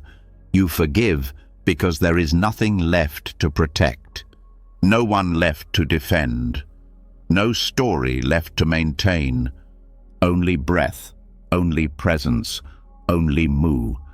After the stillness of Mu has shown you that forgiveness is not a transaction but a natural outcome of spacious awareness, there remains a calling for deeper integration. Knowing that you are not the pain, that you are not the one who must carry the weight of the past, is powerful. But to live from that knowing, to let it sink from the mind into the bones, the heart, the breath, you need time. Not time filled with more doing or learning, but time held in pure presence. Not occasional stillness, but extended silence. This is where monastic silence becomes not just useful, but essential. The silence of a Zen monastery is not simply the absence of talking. It is structured, it is deliberate, it is filled with discipline and care. And within its stillness is a kind of listening most people never experience in ordinary life. A silence that listens for you, that shows you what you didn't know you were avoiding. This kind of silence does not numb, it reveals, and the revelations are not always comfortable, but they are always healing. You don't need to travel to a monastery to experience this.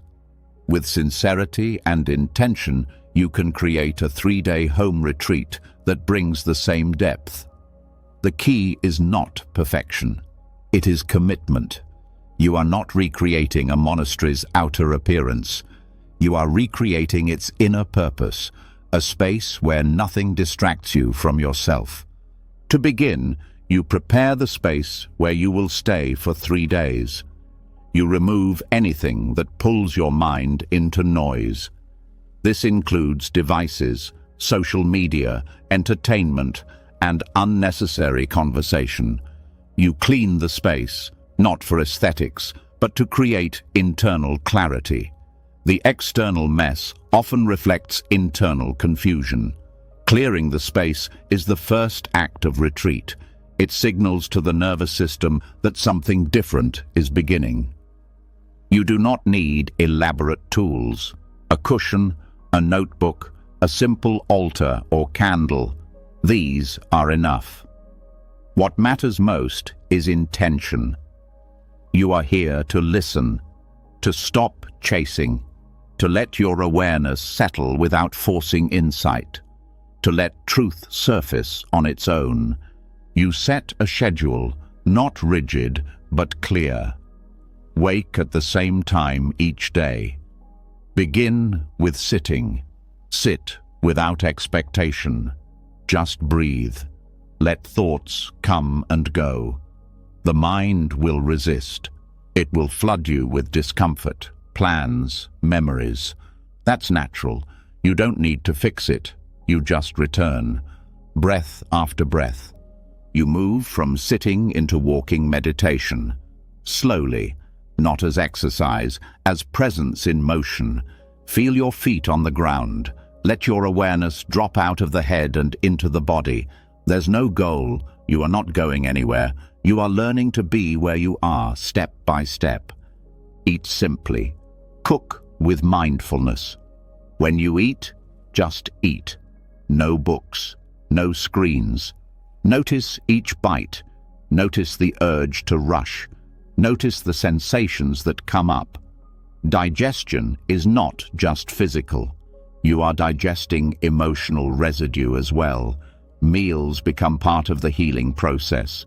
During the day, you intersperse silence with simple physical activity. Sweep the floor, Wash the dishes, tend to plants, move the body in gentle, mindful ways. Do not multitask, do not speed. Each act becomes meditation. Each moment becomes your teacher. There is nowhere else to be. Journaling can be included, but not constantly. Write only when something arises that needs to be expressed. This is not an intellectual exercise, it is a release. Let the words come from the body, not the mind. What surfaces may surprise you? Memories, long buried, may rise. Emotions may swell without a clear reason. Let them move through. Do not judge. Silence reveals what noise keeps hidden. You may begin to notice how often your mind narrates, complains, rehearses conversations. In silence, these habits become obvious. This awareness alone begins the healing. You are not your thoughts. You are the awareness that notices them, and when they are seen clearly, they lose their grip.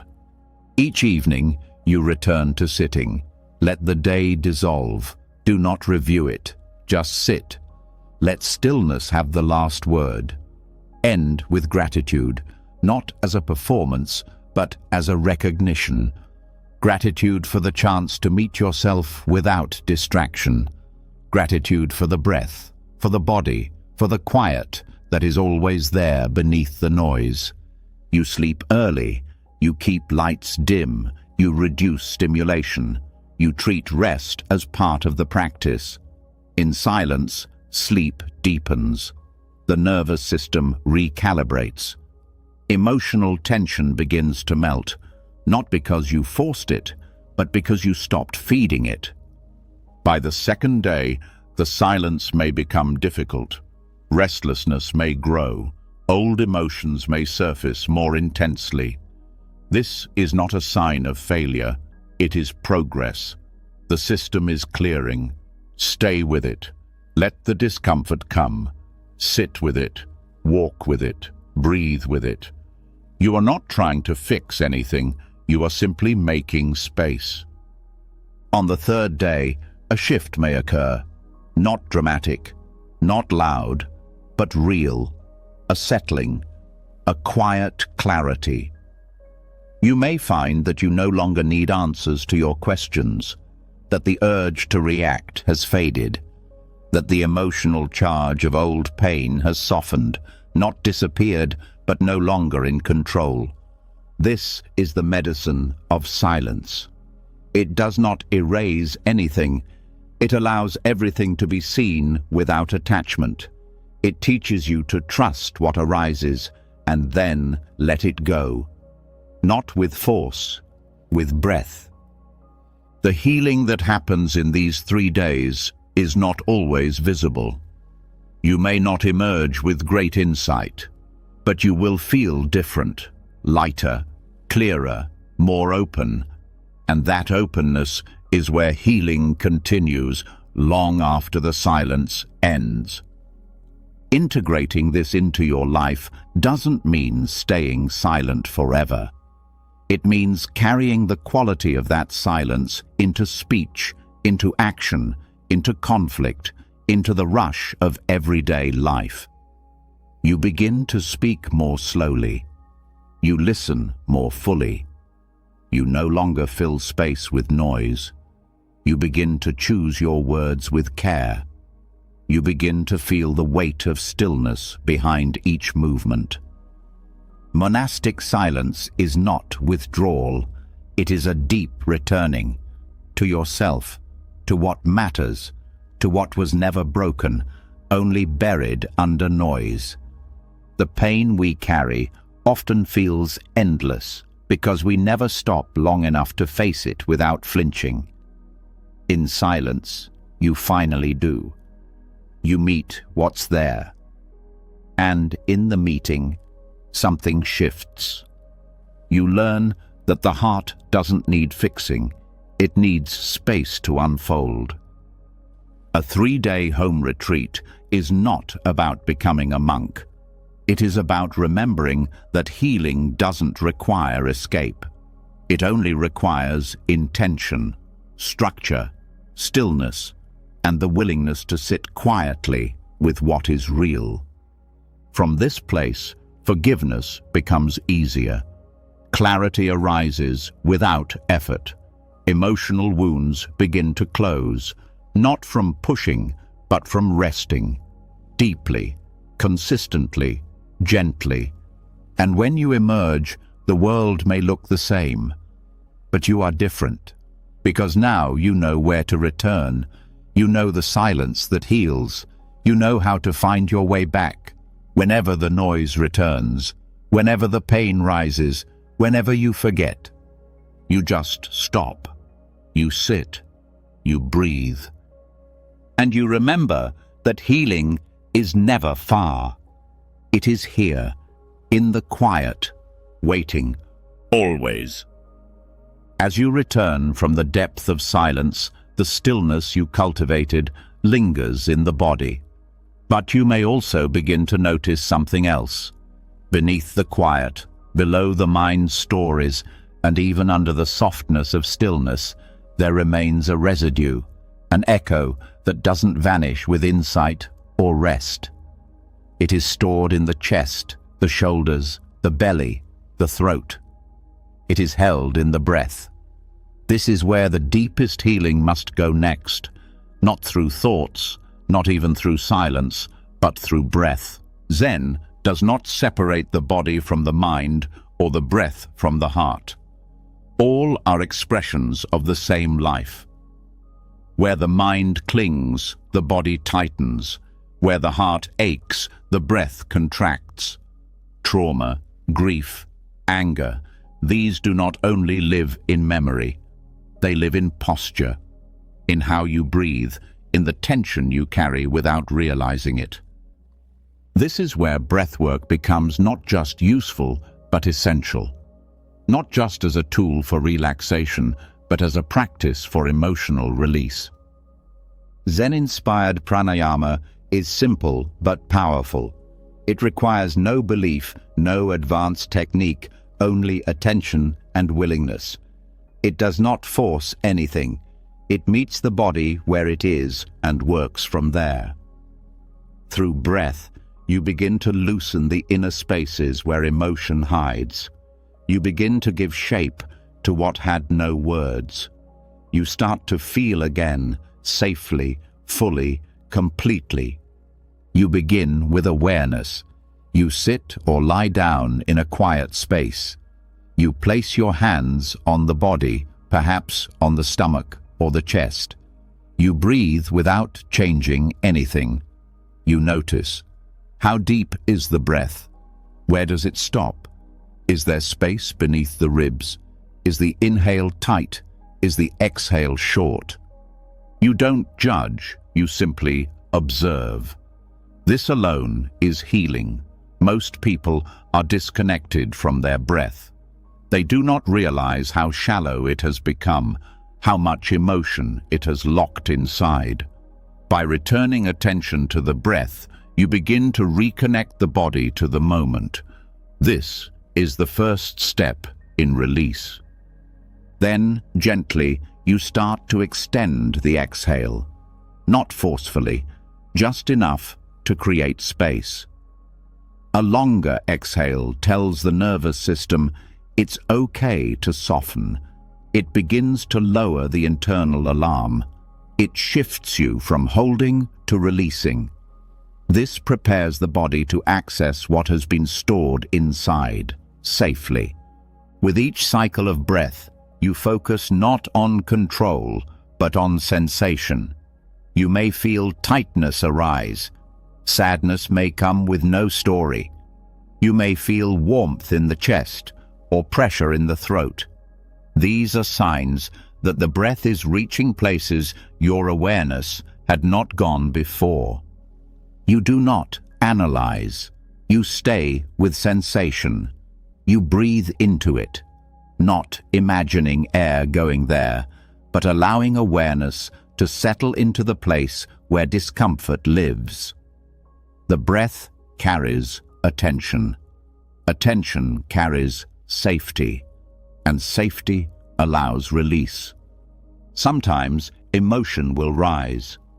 Tears may come, shaking, heat. These are all signs that the body is letting go, not through force, but because you finally stopped resisting what needed to move. The breath creates the conditions.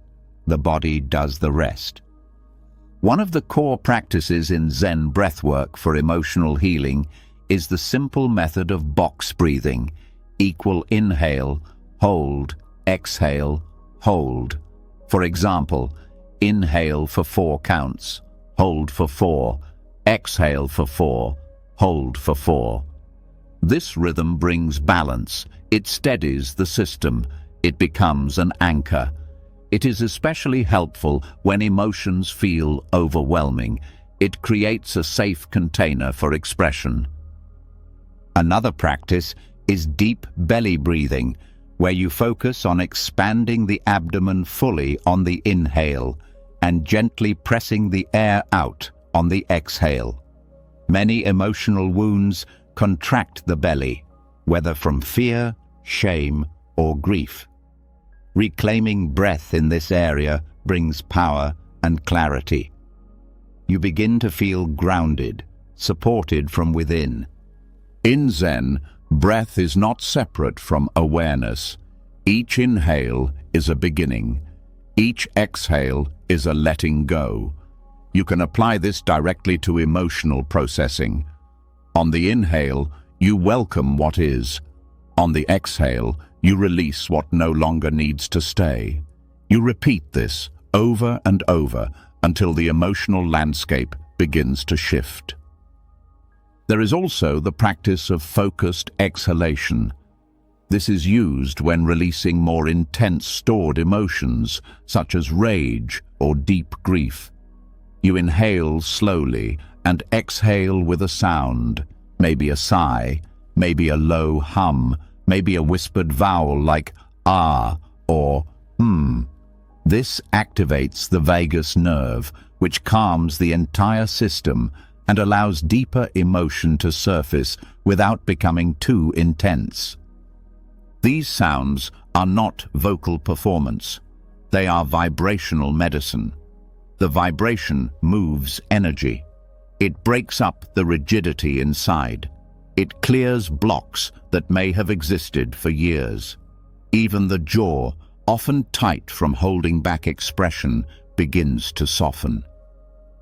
The breath also brings awareness to places we often disconnect from. The hips, the lower back, the neck. These areas hold memories. The breath doesn't need to remember the story. It simply needs to be present with the feeling. As you breathe into these spaces, you begin to trust the body's wisdom. You stop needing to explain. You start letting the body speak in its own language. Over time, the breath teaches you how to stay.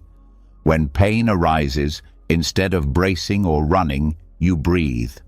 This simple act, staying, reverses years of emotional habit.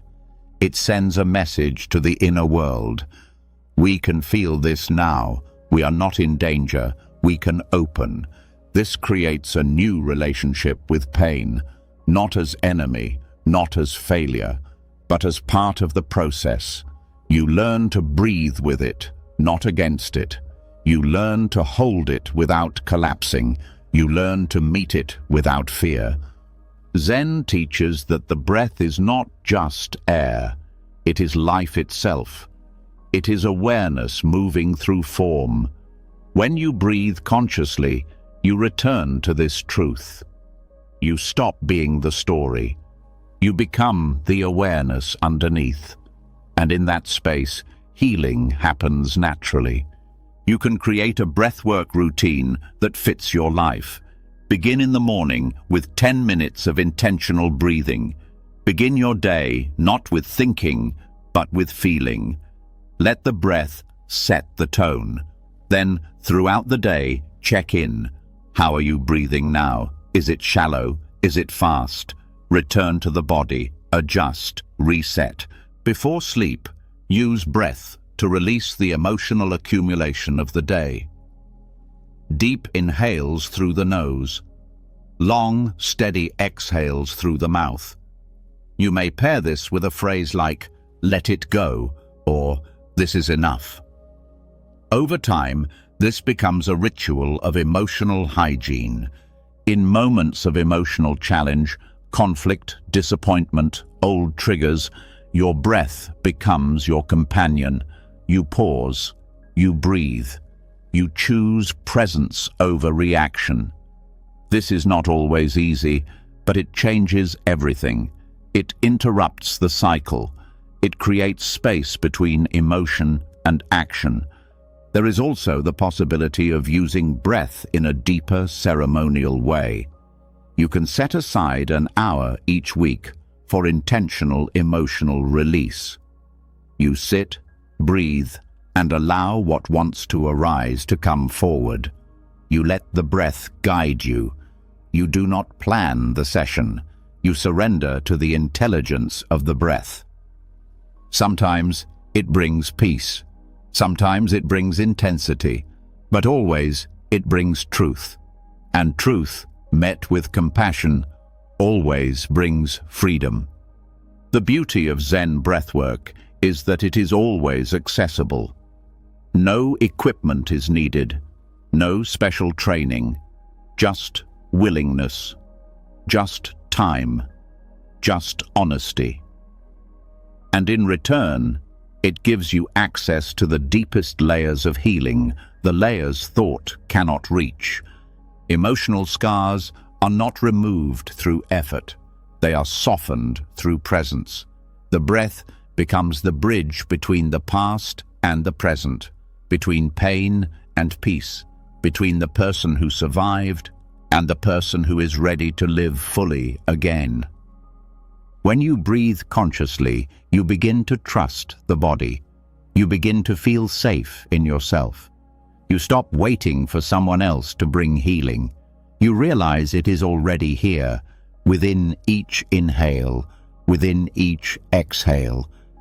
You begin to breathe not just to survive, but to return, to your body, to the moment, to the you that exists beyond the wound. And in that return, nothing is forced. Everything is possible.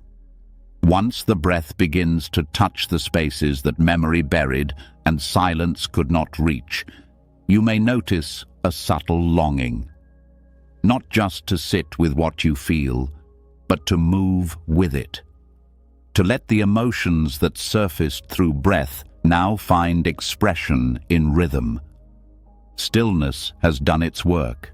Now it is time to walk, not to escape, but to carry forward the healing already begun. Not to forget the past, but to give it space to move through the body step by step. This is where the practice of kinhin, or mindful walking, becomes essential. Not as exercise, not as distraction, but as ritual. A path to integrate everything you've uncovered through silence and breath. Kinhin is a Zen form of walking meditation that brings your full presence into every step. It is not hurried or casual. It is precise, grounded, intentional. You do not walk to get anywhere. You walk to be exactly where you are, with every part of you, your thoughts, your breath, your pain, your strength, all walking together. Each step becomes a small act of reconciliation, a meeting between the past and the present, a moment where memory is not something to avoid, but something to carry, lightly, without resistance. Old betrayals often stay lodged in the body because they never had a place to move. Sitting still can begin the release. Breathing can soften the walls, but walking allows the emotion to find a rhythm, to be digested, not in the mind, but in the body's natural intelligence. In kinhin, you begin by standing still. You feel both feet on the floor or on the earth, if outside. You allow your attention to settle low, in your legs, your feet, your breath. Your hands form a gentle shape, usually placed against the chest or lower belly, depending on the tradition. The arms rest without tension. The gaze is soft, not fixed, but present. When you begin walking, the pace is slow, often only a half step per breath. One foot lifts, the body shifts, the heel touches down, the weight transfers, then the next. You do not rush, you do not sway, you do not plan your destination. The only goal is presence. The only posture is openness. As you walk, you allow thoughts to arise and fall away. You don't chase them. You notice them like you notice a breeze. You bring your attention back to the sensation of each step, the shift of balance, the quiet stretch of muscles, the sound of your foot meeting the surface. What makes this practice healing is that it holds everything without needing to fix anything. If a memory comes, you walk with it. If a wave of sadness rises, you breathe and continue. You do not stop walking to solve it. You keep moving with care. This movement is not escape, it is transformation. Many old emotional wounds fester because they were held still, stuck in the same place in the body, the same loop in the mind. Kinhin does not suppress them. It gives them space to move. And when movement happens with full awareness, something begins to shift. The emotional charge begins to release, not all at once, but gradually, step by step. There is no need for dramatic catharsis. Healing here is subtle. You may not even notice it in the moment, but over time, you find that a wound you've carried for years no longer grips you the same way. The sharpness fades, the weight lightens. You've metabolized it, not by analyzing, but by walking with it, slowly, mindfully. You can make this practice part of your daily rhythm.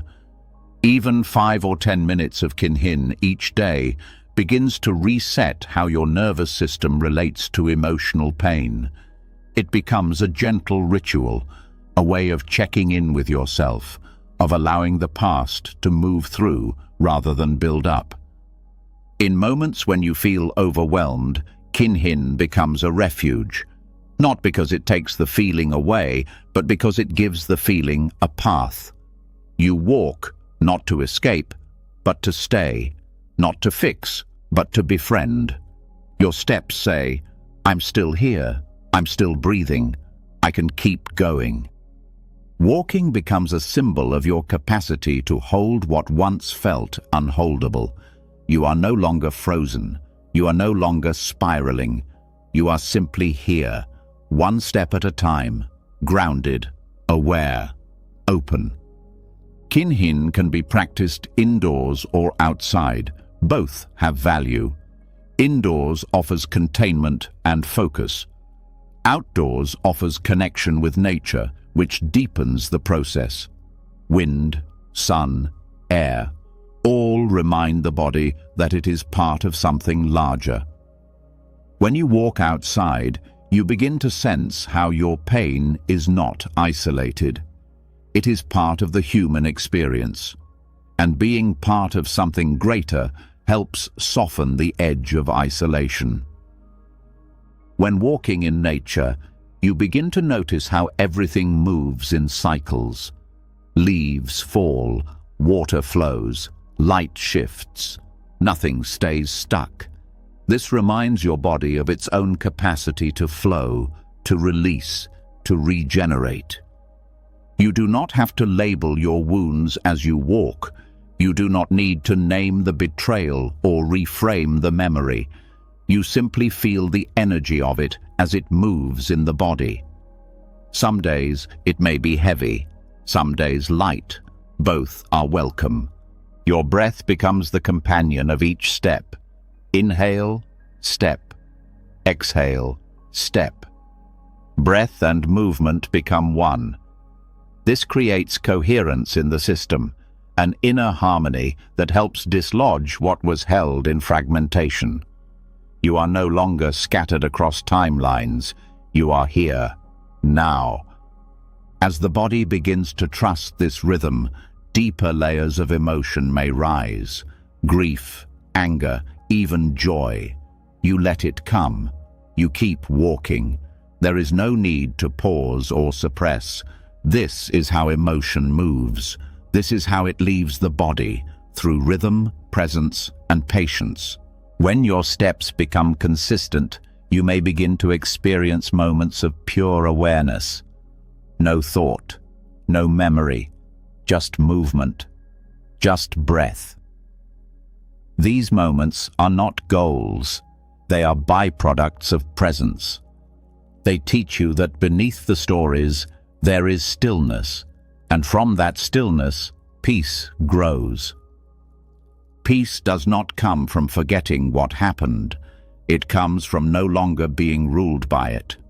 Walking mindfully allows you to face what was without letting it shape what is. You reclaim your power with every step that does not flinch. If the mind begins to wander, you bring it back, not with harshness, but with kindness. You return to the foot lifting. You return to the breath. This returning is the practice, not staying perfect. Returning. You can also pair this practice with a silent phrase, repeated in rhythm with the steps. Something like, "I am here," or "let it go." Choose words that anchor you in the body. Let them be gentle, like whispers to the self. They do not override the emotion, they accompany it. Over time, you begin to walk through life differently, not only in the ritual of Kinhin, but in your ordinary movement. You carry more presence into each room, each conversation. You move with more care, more softness. You speak with more attention. You listen with your whole body. This is how Kinhin reshapes not only your relationship with past wounds, but your relationship with the present moment. You become more aware of how emotion moves. You stop fearing the days when grief rises. You stop rushing to fix the discomfort. You begin to trust the path, even when it feels uncertain. The physical act of walking becomes a metaphor for your inner process. You do not rush. You do not cling. You do not fight the path. You simply keep going, step by step, breath by breath. Some of the most powerful healing happens not in dramatic breakthroughs, but in the slow, faithful rhythm of daily practice. Kinhin is this kind of practice. It asks for very little, but gives everything. It teaches you that no matter how heavy the past, no matter how sharp the betrayal, you can still move forward, not by forgetting, not by pretending, but by bringing every part of yourself into this step, then the next, then the next. And in this movement, you find something sacred. You find your way back, not to how things were, but to who you are now, whole, present, walking, free. As the path of Kinhin draws you back into the present, step by steady step, the body begins to remember that it no longer has to carry what was too heavy for too long. With each breath and footfall, a deeper understanding takes shape. Healing doesn't mean returning to what was. It means learning to live gracefully with what remains. The scar, the broken trust, the choices that cannot be undone, they are still there. But now they are softer, less sharp. The question is no longer how to remove what happened. The question becomes how to live fully with imperfection and still find peace.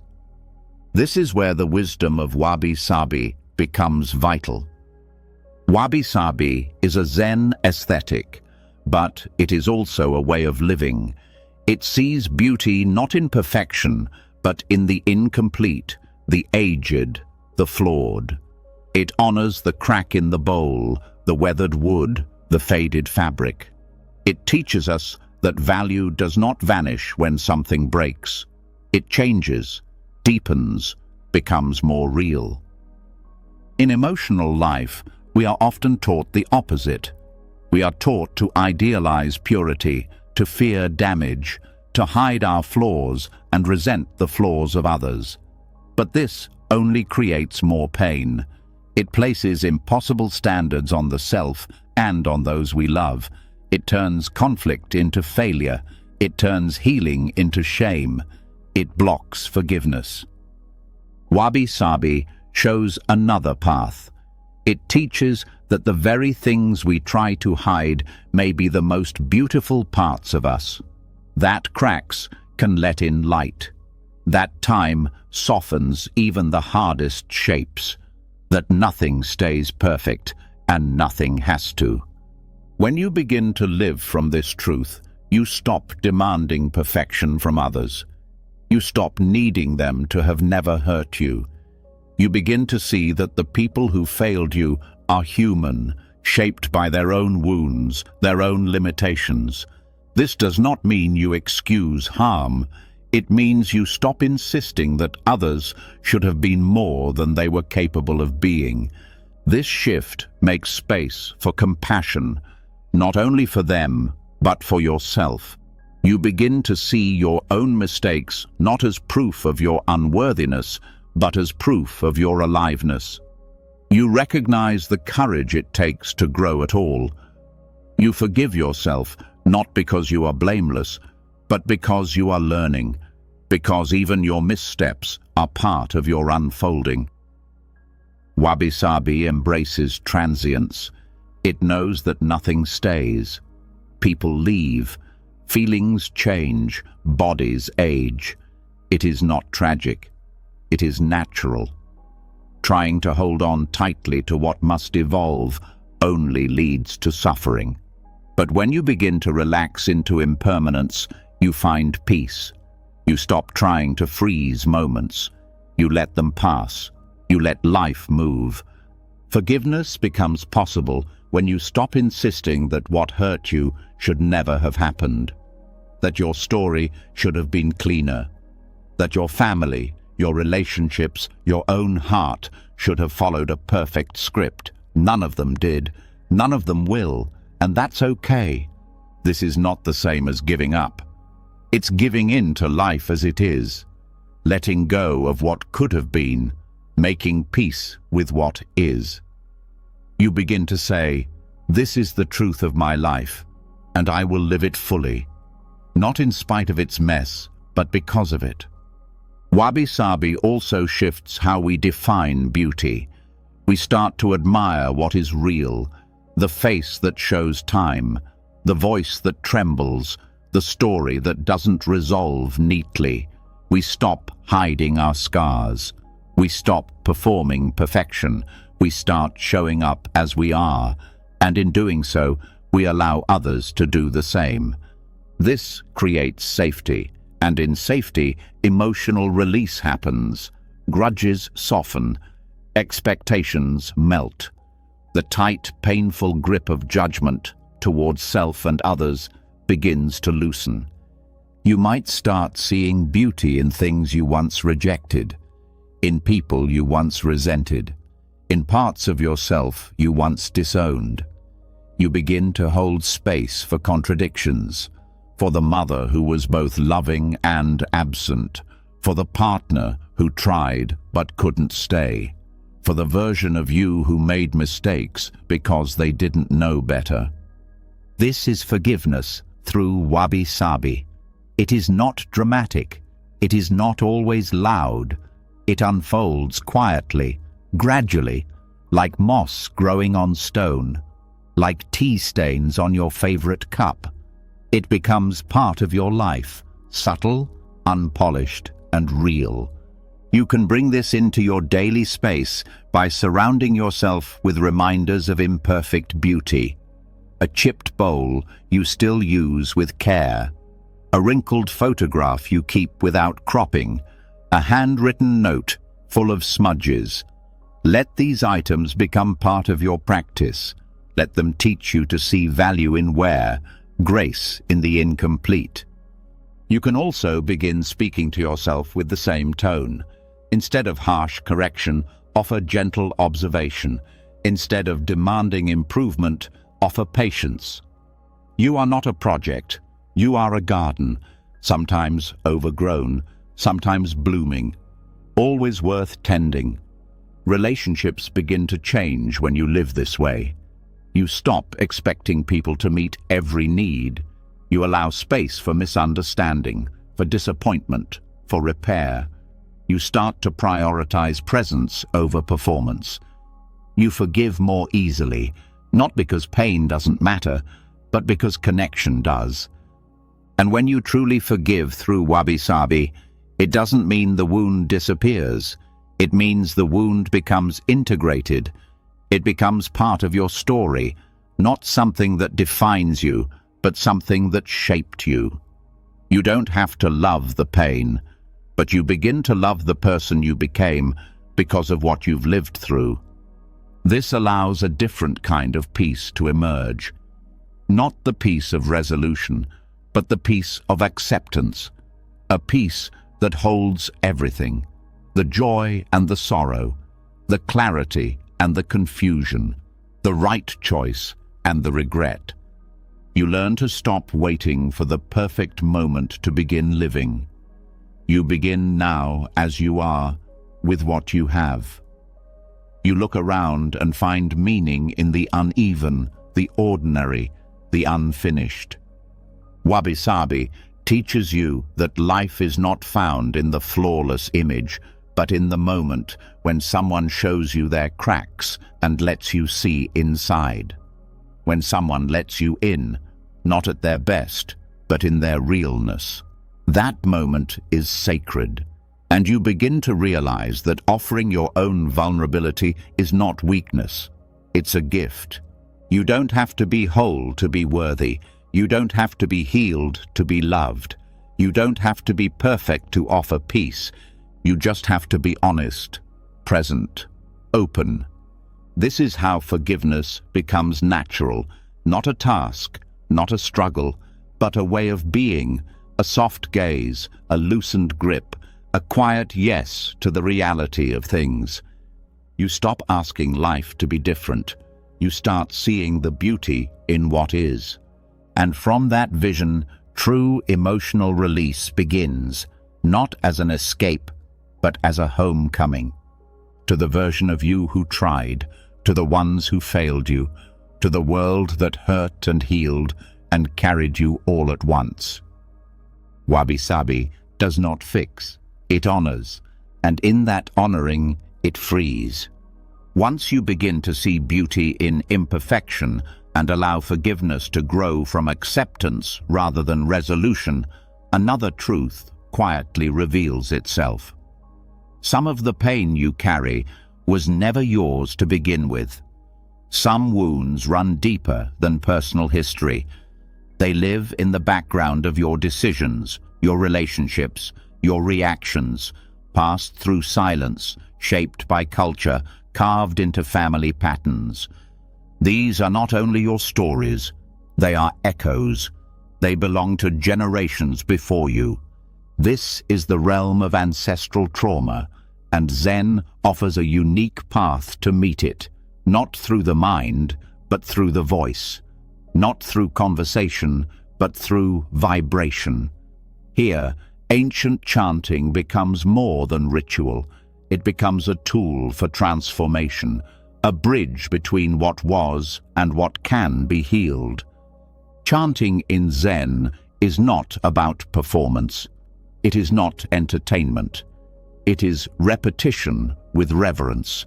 Each syllable is intentional. Each sound is a thread that weaves the present with the past. Through the act of vocal vibration, the body becomes a conduit for release. The voice becomes a channel not only for personal prayer, but for generational cleansing. When you chant, you engage the whole system: breath, sound, body, memory. This full engagement makes it possible to access patterns that were buried not by you, but before you. Patterns of fear, of silence, of shame. Energies passed from parents to children, unspoken but deeply felt. Chanting does not require you to know the full story. You don't need detailed knowledge of your family's past. The work happens on another level. Sound works in the places words cannot reach. The vibration of chanting moves through the chest, the gut, the jaw, the exact places where emotional memory is stored. These are the same spaces that carry the tension of stories never spoken. You begin with one chant, a simple phrase repeated with sincerity. It may be in Pali, Sanskrit, or Japanese. The words themselves are less important than the devotion behind them. You choose one that resonates. Something ancient, something steady. Then you sit, you breathe, and you begin. At first, the voice may feel small, uncertain, but as you continue, the sound deepens. You feel it resonate in the bones, in the spine. Over time, the vibration moves emotion. You may feel warmth, shaking, tears. You may hear your own voice in a way that feels unfamiliar, more honest, more raw. This is the sound of something moving through you, something leaving that never belonged. Zen chants are often repeated many times. This repetition is not mindless. It creates rhythm. Rhythm helps the nervous system regulate. It settles the chaos inherited from generations of fear.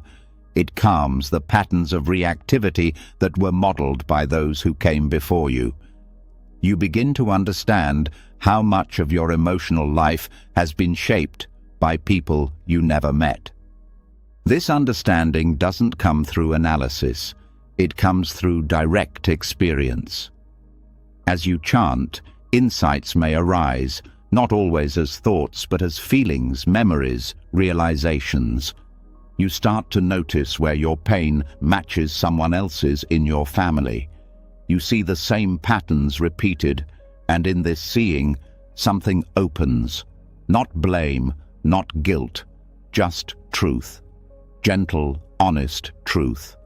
That truth brings freedom, because when you recognize that some of your emotional weight is inherited, you also realize that you can stop passing it on. You don't have to continue the cycle. You can become the point where it ends. Not by force, but by presence. Not by rejecting the past, but by honoring it and letting it go. Chanting helps this letting go because it bypasses the mind's defenses. The rational mind may resist change, but the voice does not lie. It carries energy out of the body. It breaks through the frozen places. It returns breath where there was holding. When practiced regularly, chanting becomes a kind of spiritual cleansing. You begin to feel lighter, more grounded. Relationships shift. Reactions change. You stop echoing the wounds of those before you and start creating new responses, ones based on awareness rather than repetition. You can incorporate chanting into your daily practice. Even 5 minutes in the morning can shift the tone of your day. It centers you. It connects you to something older than your pain, and it gives you the strength to show up differently in your life. To go deeper, you can create a small ritual dedicated to ancestral healing. You light a candle, place a photo or symbol of your lineage nearby, and begin chanting with the intention to heal not just yourself, but those who came before and those who will come after. This intention expands the impact of your practice. It becomes a gift not only for you, but for everyone connected to you through blood or care. Zen does not ask you to fix your ancestors. It invites you to liberate yourself from what they could not release. You do this not by erasing them, but by transforming the energy they left behind. Chanting becomes the offering. Your voice becomes the vehicle. Some chants focus on compassion, some on wisdom, some on purification. Choose one that resonates with what you need. Trust the sound. Let it guide you. Let it teach you how to feel what was never spoken. Let it move what was never fully felt. As your chanting deepens, your awareness of interconnection grows. You stop seeing yourself as separate. You realize your healing is not isolated. Every time you release a piece of old pain, you open space in the collective field. Others benefit, even those you've never met, even those who hurt you. This is not abstract. It is real. Emotional energy moves through systems, families, communities, lineages. When you clear something, the system reorganizes. The next generation inherits less weight. You become a link of clarity in a long chain of history. Over time, the act of chanting becomes less about pain and more about peace. You no longer chant only to release. You chant to celebrate, to honor the life you've reclaimed, to offer gratitude to those who struggled before you made this possible, to bless those still finding their way. And in this ongoing practice, your voice changes. It becomes fuller, more grounded, more resonant. Not because you're singing, because you're speaking truth. Because your body is no longer holding so much. Because you are no longer afraid of what might come up. You learn to trust the sound, to trust the silence between the sounds. You begin to feel that every chant is an act of love. Love for the self, love for the ones who suffered, love for the world that continues to change. Healing ancestral trauma through chanting does not erase the past. It frees you from being trapped by it. It allows the memory to live without defining you. It transforms heaviness into wisdom, suffering into song, separation into connection. And the most beautiful part is this: you don't need to understand it all for it to work. You just need to begin.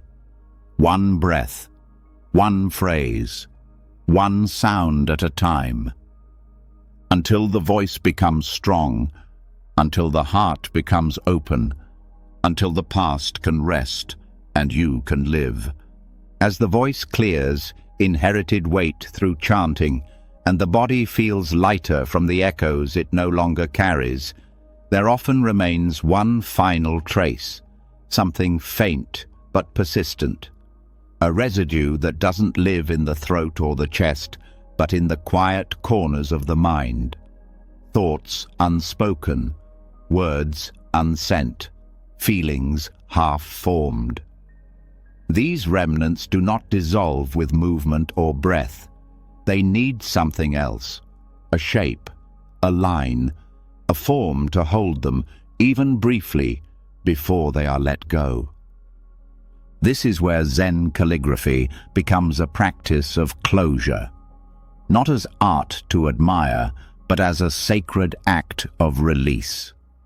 A brush, ink, paper, simple tools that become powerful vessels for pain, truth, memory, and transformation. Through writing, brushing, and letting go, we give form to what has no name and create space for something new to begin.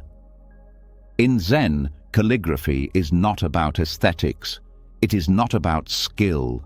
It is about presence. Every stroke reflects the quality of attention. Every mark reveals the state of the heart. There is no correcting, no editing.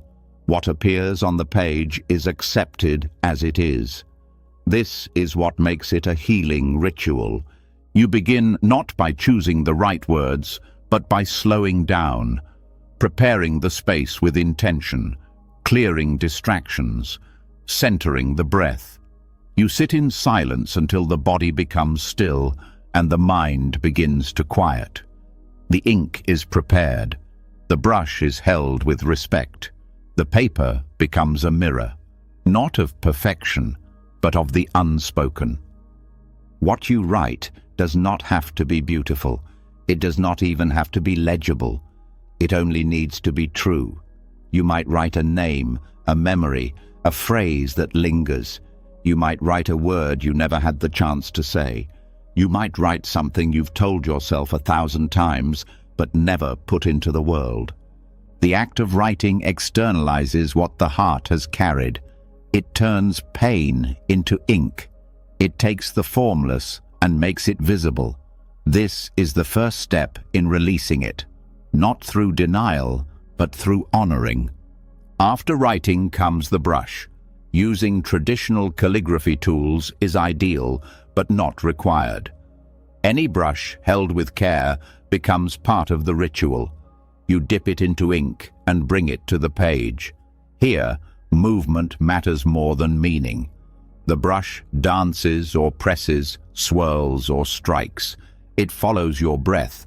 It expresses what the voice cannot. You may choose a character that carries significance. In Zen, single characters like mu, nothingness, I, love, or ko, light, hold profound depth. You can repeat a stroke again and again, not for beauty, for truth. Each brushstroke becomes a declaration. I see this, I feel this, I let this move through me. The texture of the ink, the resistance of the paper, the sound of the bristles, all of it becomes part of the ritual. You are not just writing, you are participating in the act of transforming emotion into form. The act itself is enough. No one needs to see what you create. It is not for judgment. It is not for display. It is for closure. Closure does not always come through understanding.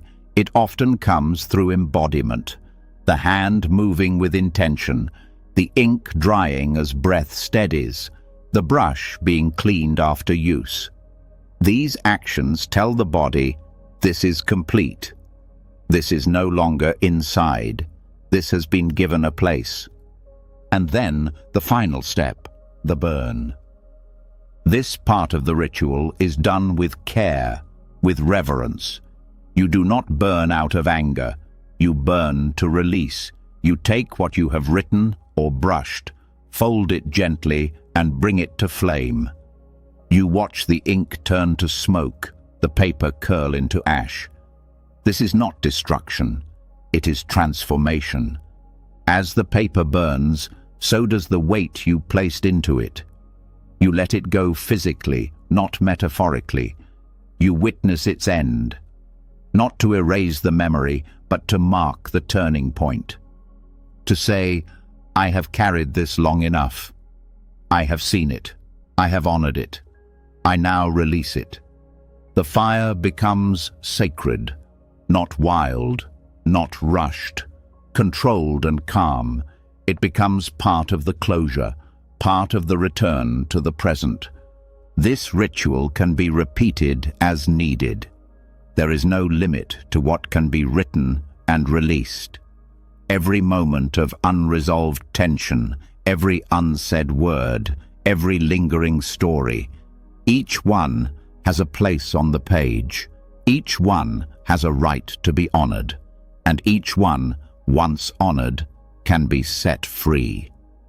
You may begin to make this part of your regular practice, weekly, monthly, during times of transition or emotional heaviness.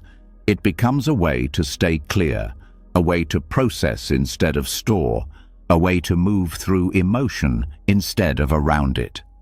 Over time, the relationship to writing changes. It becomes less about expression and more about presence. You begin to feel when something needs to be written, even before the mind fully names it. The hand moves before the thought forms. The body knows when it's time to release. This intuitive relationship with ritual builds trust in yourself. You learn that you can face what arises without being overwhelmed, that you have the tools to meet emotion with care, to give it form, and to let it go. Calligraphy becomes your companion. The brush becomes your ally. The page becomes your confessional, and the fire becomes your final act of love. You do not rush these rituals. You allow space. You allow feeling. You let the process unfold, not as performance, as healing. And in the space left behind, after the ink, after the burn, there is something else. Silence, lightness, peace, a sense that something important has been completed, that what needed to be seen was seen, that what needed to be honored has been given its place. This peace is not loud. It doesn't shout. It settles in the heart like warm air. It reminds you that closure is not forgetting. It is seeing clearly, feeling fully, and then choosing to move forward. Zen teaches us that every stroke of the brush carries the whole of who you are in that moment. You don't need to wait until you feel ready. You simply begin, as you are, with what is present, and you let the ritual do its work. Over time, you may look back on these moments, not with pain, but with gratitude, for the time you sat, wrote, breathed, burned, for the courage to face what was inside, for the beauty of releasing with your own hands. This is the Zen calligraphy of closure, a practice that honors the past without holding it, a ritual that clears the heart, a doorway that leads not back but forward, toward space, toward peace, toward renewal. One page, one brush, one flame, and everything begins again. After releasing old stories through ink and fire, after turning emotion into motion and allowing the body to witness its own freedom, something quieter arrives. Not a thought, not a feeling, just a natural slowing down, a soft fade into stillness that no longer feels like avoidance, but like rest. And yet, rest itself must also be approached with care, because even sleep can be a continuation of healing if entered with awareness. This is where Zen offers another path, the practice of preparing for sleep, not as an afterthought, but as a sacred transition. In the same way that a monk bows before entering the meditation hall, the process of going to bed can become an intentional ritual, not just a time to recover, but a time to integrate, to let the body and heart absorb everything the day has stirred and settle into peace without needing resolution. Monastic sleep practices are not complex. Their power lies in consistency and presence. The day's end is seen as just as important as its beginning. How you end the day influences the quality of your rest, the texture of your dreams, and the state of your emotional body when you rise. Begin with the space. A monk's sleeping quarters are simple, free of excess. This isn't about denial, it's about minimizing what pulls attention outward. Soft lighting, clean linens, neutral colors. Every detail is a message to the nervous system. Here, you can let go. You don't need to recreate a temple. You only need to create quiet. Next is rhythm. Monks follow a steady schedule, and that rhythm itself becomes a signal for safety. When the body knows what to expect, it begins to relax. You can bring this into your life by setting a regular time to wind down, not just to fall asleep, but to begin the transition. That shift matters more than people realize. It tells the body, we are safe now, we can rest. Before bed, incorporate a cleansing ritual. This might be a shower, a warm cloth on the face, or simply washing the hands with presence. Water carries symbolism across traditions. It purifies. In Zen, it also wakes the senses gently.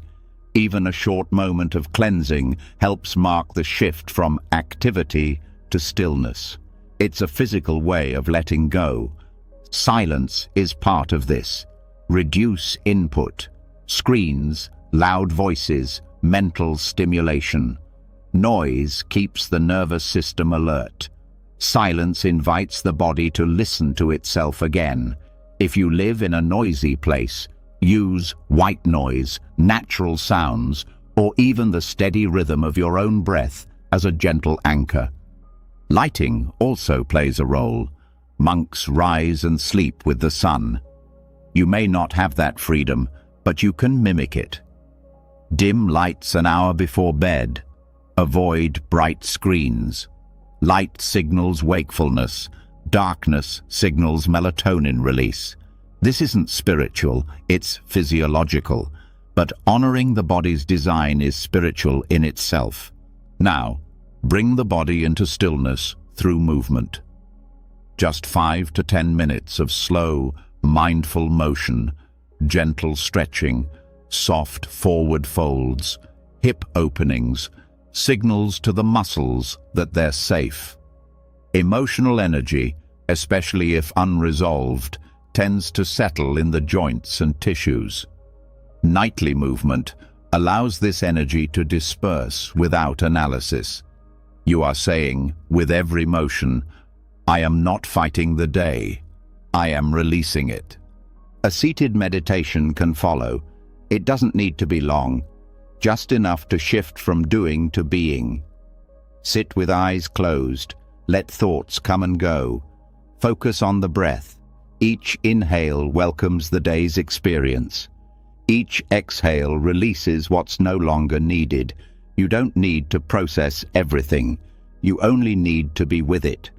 A simple practice is to review the day with neutral awareness, not judgment, just observation.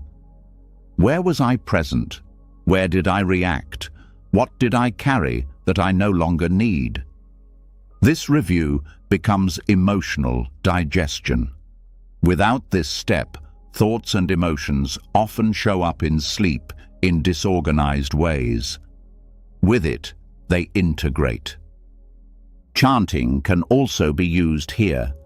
A soft, repetitive phrase, something grounding. This helps regulate breath and invites the heart into a softer rhythm. Mantras or phrases like I release, this is enough, or all is welcome can guide the mind into surrender. Then comes the breath itself.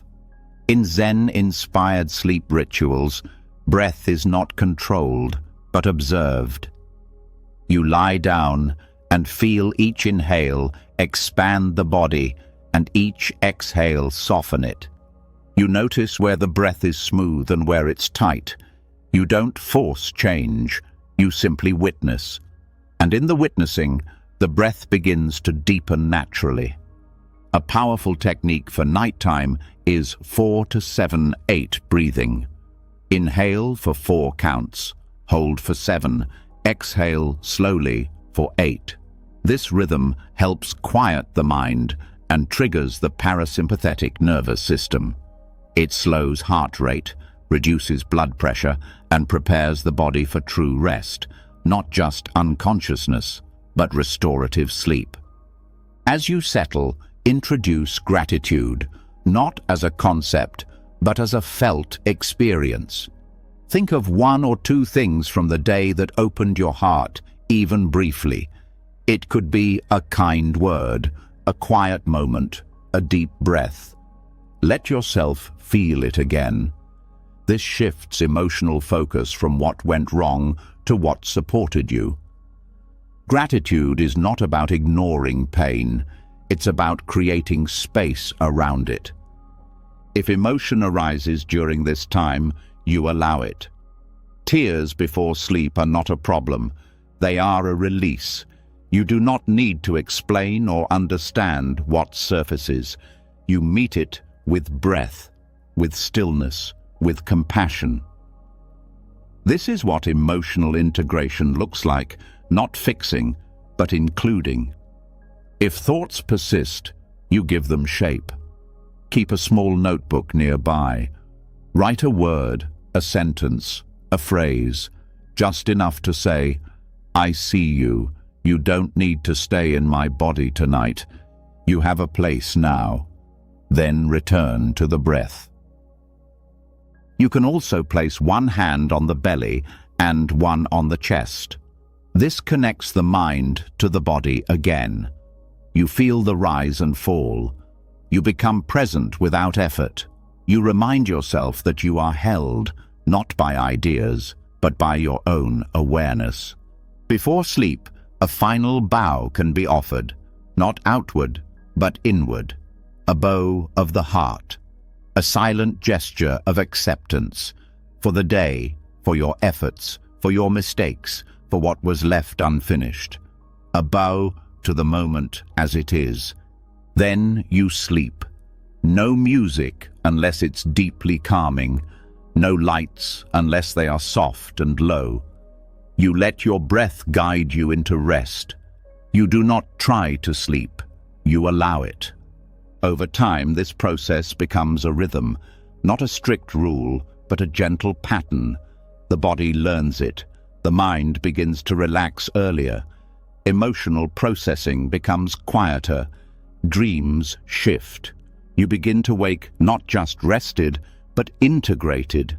What was stirred during the day has found a place during the night. What you couldn't say found breath. What was held in tension was softened in stillness. You are no longer carrying yesterday into today. These rituals do not promise perfect sleep. Life is not always peaceful, but they offer consistency. They offer support. They offer a return. Zen teaches that how you do anything is how you do everything. How you close the day reflects how you move through life. Are you rushing, avoiding, or are you willing to meet the moment, even as it ends? Sleeping like a monk means meeting the night with the same presence you bring to practice. It means letting the body do what it knows how to do: rest, recover, repair. It means trusting that peace is not the absence of effort, but the presence of care. You rise in the morning not from escape, but from integration. You begin again, steady, soft, whole.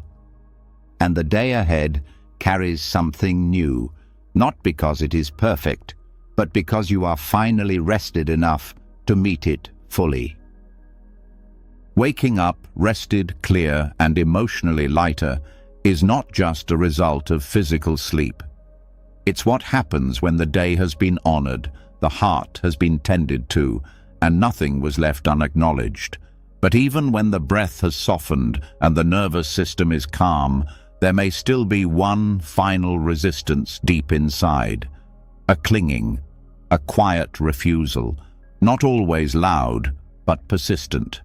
The mind might still whisper, "Not yet, not that person, not that pain." Forgiveness, for some, still feels out of reach. At that point, Zen offers something both humbling and profound: the 5 remembrances. A teaching so simple and so honest that it cannot be debated or denied. It speaks directly to the human condition and asks you to see life as it truly is, without illusion. And in doing so, it opens the locked door to compassion, not by bypassing pain, but by placing it within the context of mortality. The 5 remembrances are reflections traditionally recited to confront the reality of impermanence. They are not meant to frighten or sadden. They are meant to clear away everything that prevents true presence. They remind us that everything we fear, resist, and grieve is part of the same cycle that includes birth, growth, decline, and death. And within that cycle, there is no space for pride, bitterness, or the fantasy of permanence. Each remembrance speaks directly to the mind's hidden attachments. The first teaches that we will grow old. Not might, will. No matter how strong or capable we are now, our bodies will change, our strength will fade, and this includes not only ourselves, but everyone we know. This is not tragedy, it's truth. When we remember this deeply, the heart softens. We stop expecting others to be perfect. We begin to let go of resentments built on unrealistic expectations. The aging parent, the changing partner, the faltering friend, all of them are part of the same cycle. And so are we. The second remembrance teaches that sickness is part of life. Again, not a possibility, but a certainty.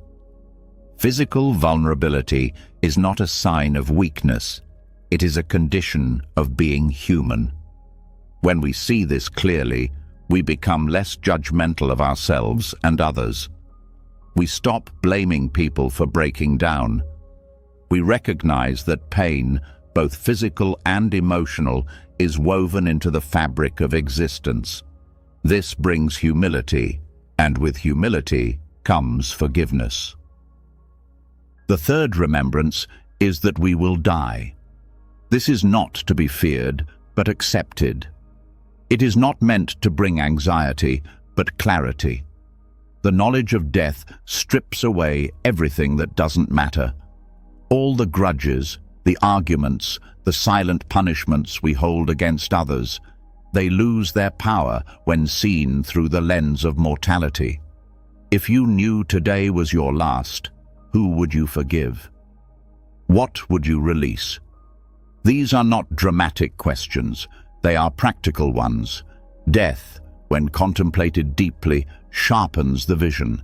It helps us see what's real. The fourth remembrance reminds us that everything we love will change, that we cannot keep anything, not people, not possessions, not even our own identities. This is the hardest truth and the most freeing. Attachment to what must change always leads to suffering.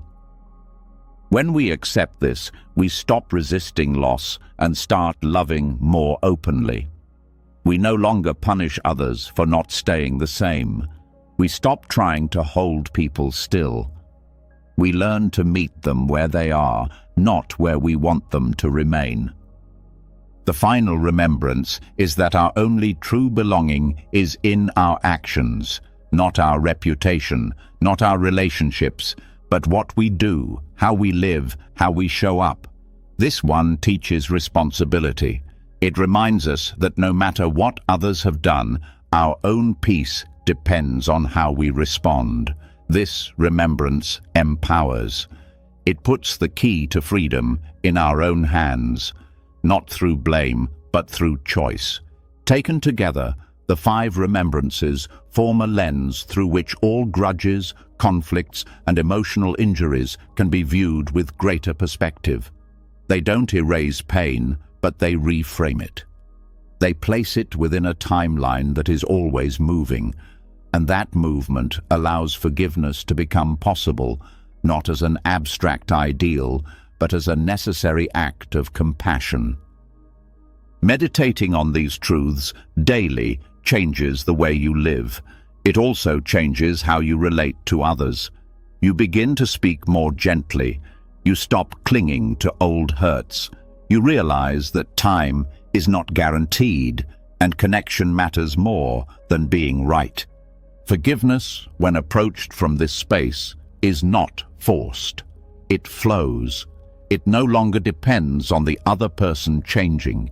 It no longer depends on apology or agreement. It becomes an offering you give because your heart has been opened by reality. You begin to see the people who hurt you as temporary beings, just like you, struggling, afraid, doing their best with what they've carried. Their actions, while not excused, are placed in a context, a wider view, and in that view, you see that punishing them in your mind only punishes yourself.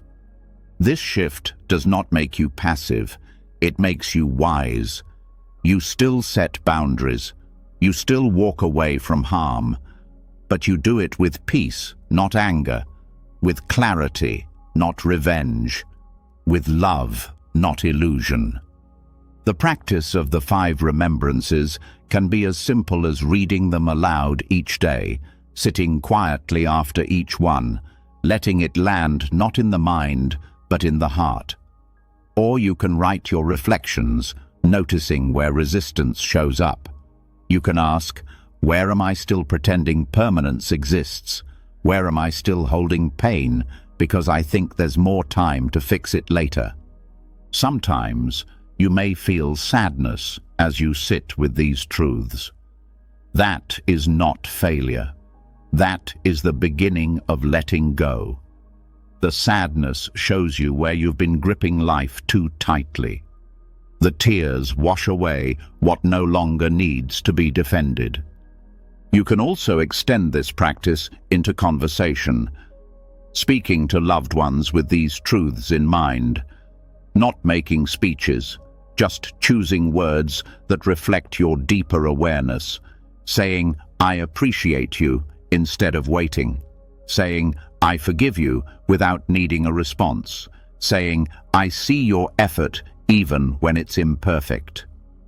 Living from remembrance is not dramatic. It's quiet. It's choosing what matters. It's letting each interaction be informed by the truth that none of this lasts. And in that truth, nothing is wasted. Every moment becomes a chance to connect, to release, to heal. Even when the wound is deep, even when the betrayal seems unforgivable, these remembrances offer a bridge. They remind you that your time is finite, that your peace is valuable, that your heart is worth protecting, not with walls, but with understanding. You begin to realize that forgiveness is not about them. It's about you. It's about laying down the burden, walking a little lighter, loving a little freer, and meeting the inevitable changes of life with a heart that is open, not because it was never hurt, but because it learned to let go. This is how Zen turns death into a teacher, not to scare, but to awaken, not to silence you, but to soften you, not to end something, but to return you to what matters most. And from that place, forgiveness is no longer a decision. It is the only thing left to do. When the truth of impermanence is fully felt, something inside loosens. The grudge that seemed justified begins to seem less important. The urgency to be right fades into a quiet desire to be at peace. And in that softening, another layer of the self begins to emerge. Not the part that holds pain against others, but the part that still aches from what it never received. A younger voice, less defended, more vulnerable. One that doesn't speak loudly, but waits to be noticed. This is the voice of the inner child. Forgiveness of others often begins with something we overlook. Forgiveness of the younger self. The self that made choices without understanding. That endured things too heavy to process. That developed defenses not out of defiance, but survival. That self doesn't need judgment or analysis. It needs presence. And in Zen, Presence begins with stillness. Seated meditation becomes the space where that younger self can be seen again, not as a memory, but as a living part of the emotional body. Still there, still waiting. Zen doesn't treat this part of you as a problem. It treats it with reverence. In silence, there is room for the child within to speak without being interrupted, ignored, or pushed away. The practice begins not with effort, but with intention. You sit not to fix, but to meet. You ground the body. You find the breath.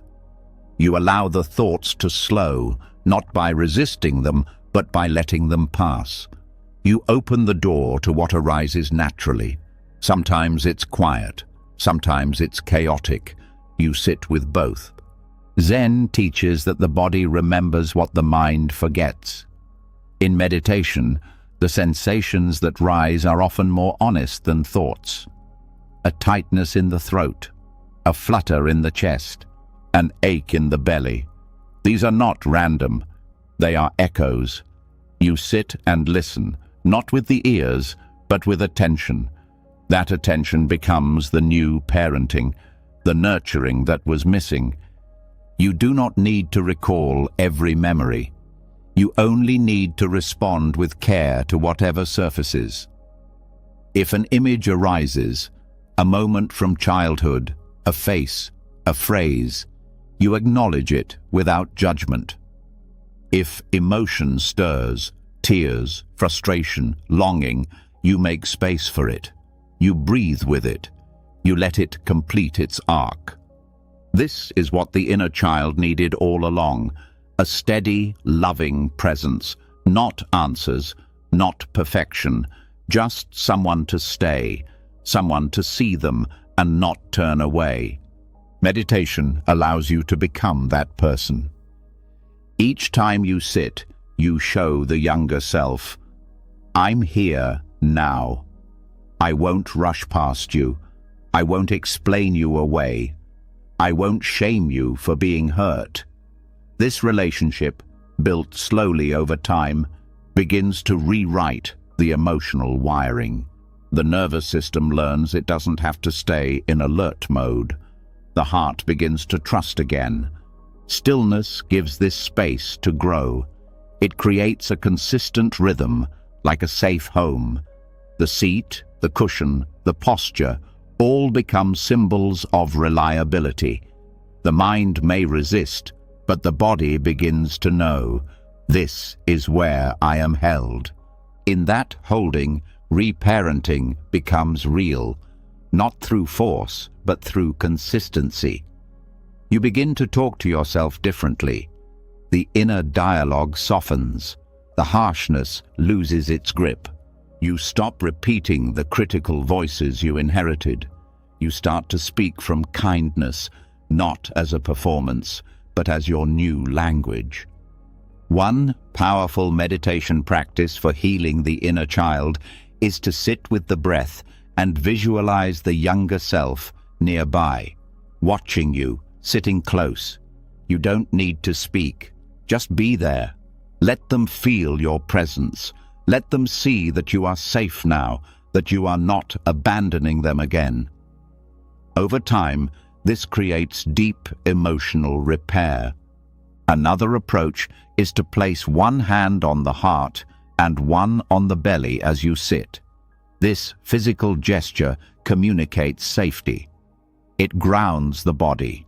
It reassures the parts of you that felt unseen. You breathe deeply and remind the body, we are okay now. This is not pretending.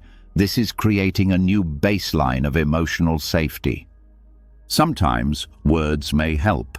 In meditation, you can silently repeat phrases of reassurance, simple and true. I'm here. You didn't deserve what happened. You are safe with me. These words, offered from presence, carry more weight than any external approval. Zen emphasizes non-attachment, but this does not mean disconnection. It means seeing clearly. When you sit with your inner child, you're not clinging to the past. You're acknowledging the part of you that never stopped living inside the body. You're allowing the truth of your history to be integrated rather than hidden. Emotional pain often repeats because it was never felt in safety. Meditation creates that safety. It doesn't ask you to relive trauma. It invites you to feel what is present now with compassion. That's where healing begins, not by digging for pain, but by allowing what wants to come forward. This process also changes how you relate to others. When your inner child feels heard, you stop projecting unhealed wounds onto relationships. You no longer need others to fix what was broken. You no longer interpret every conflict as rejection. You meet others with less urgency, more grace. You also become more forgiving. You see how others carry their own inner children. You begin to notice when someone's anger is really fear, when their distance is really old pain. This doesn't mean you accept harmful behavior. It means you understand it without adding more harm. Meditation becomes the place where you reconnect with the self before the world taught you to hide. The self that still wants joy, connection, and safety. You don't have to become someone else to heal. You have to return. Stillness teaches that everything you've been searching for, approval, love, clarity, has always been inside you, covered perhaps, but not lost. Each session becomes a reunion, a returning to the parts of yourself that once had to go quiet in order to survive. And in your quiet presence now, they are welcomed back. They are reintegrated. They are no longer exiled within your own heart. You may begin to notice small shifts. You speak to yourself more kindly. You breathe more deeply in difficult moments. You no longer collapse at criticism. You begin to stand not from defense, but from self-knowing. That self-knowing comes from sitting, from staying, from choosing to be with yourself over and over again. No one else can do this for you. But once you learn how, you carry it everywhere. The seat, the breath, the inner dialogue, they go with you. You begin to parent yourself in real time, during stress, during conflict, during loneliness, and with each moment of care, the inner child heals a little more. Zen does not offer healing as a finish line. It offers it as a path, a practice, a way of living. And healing the inner child through stillness is not about fixing a broken past. It's about becoming the adult who no longer abandons the self, who shows up, who stays. And when you stay with yourself, forgiveness becomes less of an effort. It becomes your nature. Because you're no longer punishing the self for being wounded. You're no longer demanding perfection before peace. You are accepting the truth of who you've been and offering love to who you are becoming. This is how meditation becomes medicine, how presence becomes parenting, how stillness becomes the most powerful form of support. Not because it changes what happened, but because it finally gives your past a place to rest. When the inner child has been seen and soothed in stillness, when your presence becomes the place of comfort you always needed, there comes a sense of quiet that feels new. Not silence from absence, but silence that holds. In that stillness, the nervous system settles, the breath slows, but even here, something faint may linger, a subtle unrest, a tightness beneath words, a feeling that something is still stuck. Not in the story, but in the body, in the places the mind cannot reach. Zen offers many doorways into healing, and one of the most overlooked is the doorway of sound. There are emotions that language cannot touch, patterns that cannot be reasoned with, wounds so deep that they no longer have a story. They have a vibration, and that vibration lives in the tissues, in the breath, in the frequency of the mind itself. This is where the sound of singing bowls becomes a bridge, not for entertainment, not for distraction, but for real release. Singing bowls, when used with presence, do more than create beautiful tones. Their frequencies interact directly with the body's own energy field. Their vibrations don't just travel through air.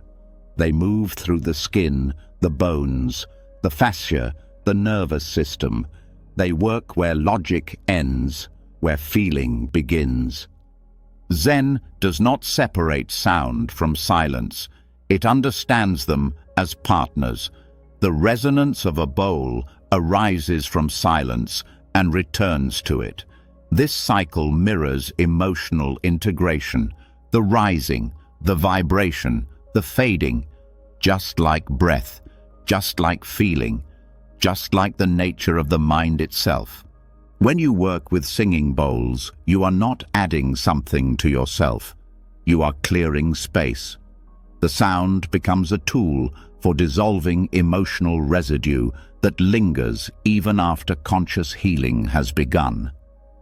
The tight chest, the racing thoughts, the restless sleep, all of these can be signs of energetic clutter.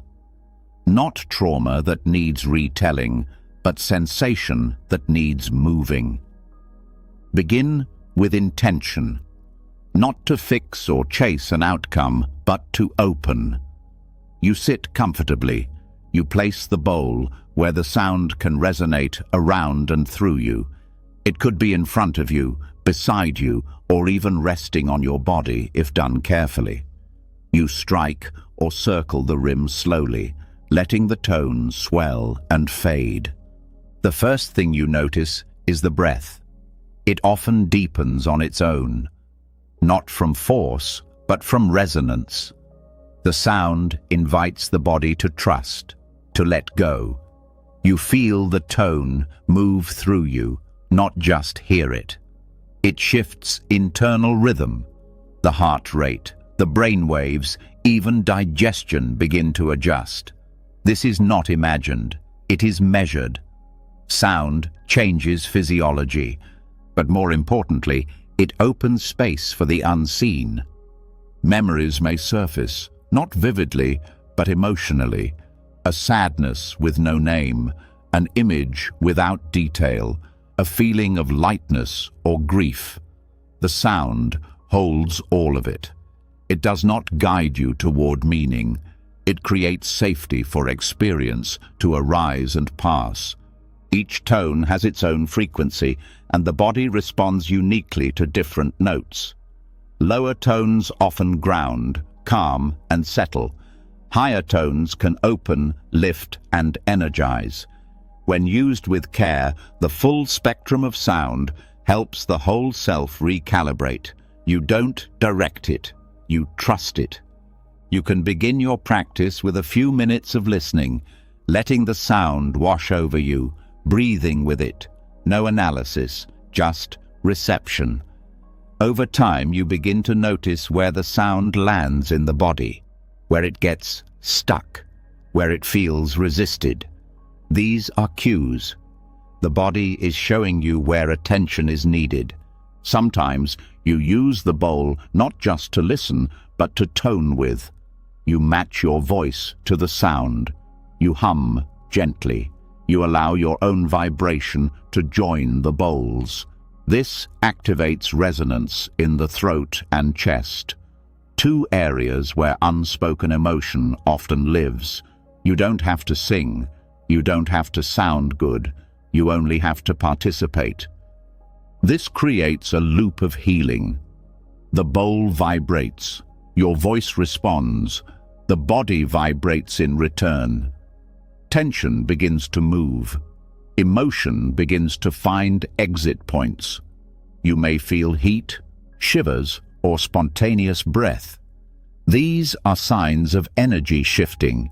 You are not imagining the healing, you are living it. Singing bowls can also be used in guided sequences.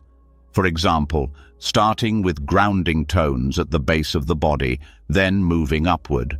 This pattern supports emotional flow and balance. The lower tones help release fear and anxiety.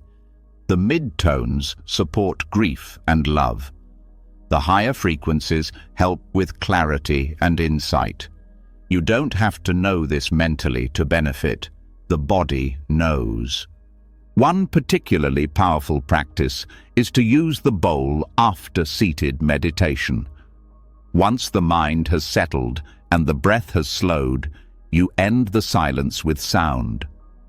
Just a few strikes. Just enough to open the body after deep stillness. This helps integrate the practice. It bridges inner quiet with outer sensation. You can also use bowls before sleep, especially when thoughts are still circling or when emotional tension hasn't fully settled. A few minutes of tone, either played or listened to, can shift the system toward rest. It clears residual agitation and allows the mind to drift without resistance. For deeper emotional work, you may choose to focus on a particular theme: loss, forgiveness, trust. You hold the word gently in your awareness and allow the sound to meet it. You don't push, you don't visualize, you let the tone interact with the feeling. Over time, the emotional charge often changes, not because you solved it, but because you gave it space to vibrate out. Zen views sound as another form of mindfulness, not separate from breath, posture, or awareness, but equal. The bell that rings in a temple is not decoration, it is instruction. It tells the body to stop, to listen, to return. The bowl is the same. Every strike is an invitation back. Over time, this practice shifts how you hold emotion in daily life. You begin to feel when something is stuck. You sense the tightness, the dissonance, and rather than suppressing it or explaining it, you respond with vibration.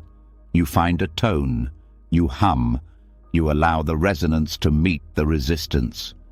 Sound teaches that not everything must be named, that some healing happens through frequency, through felt experience, through the body's own intelligence when given the right tools.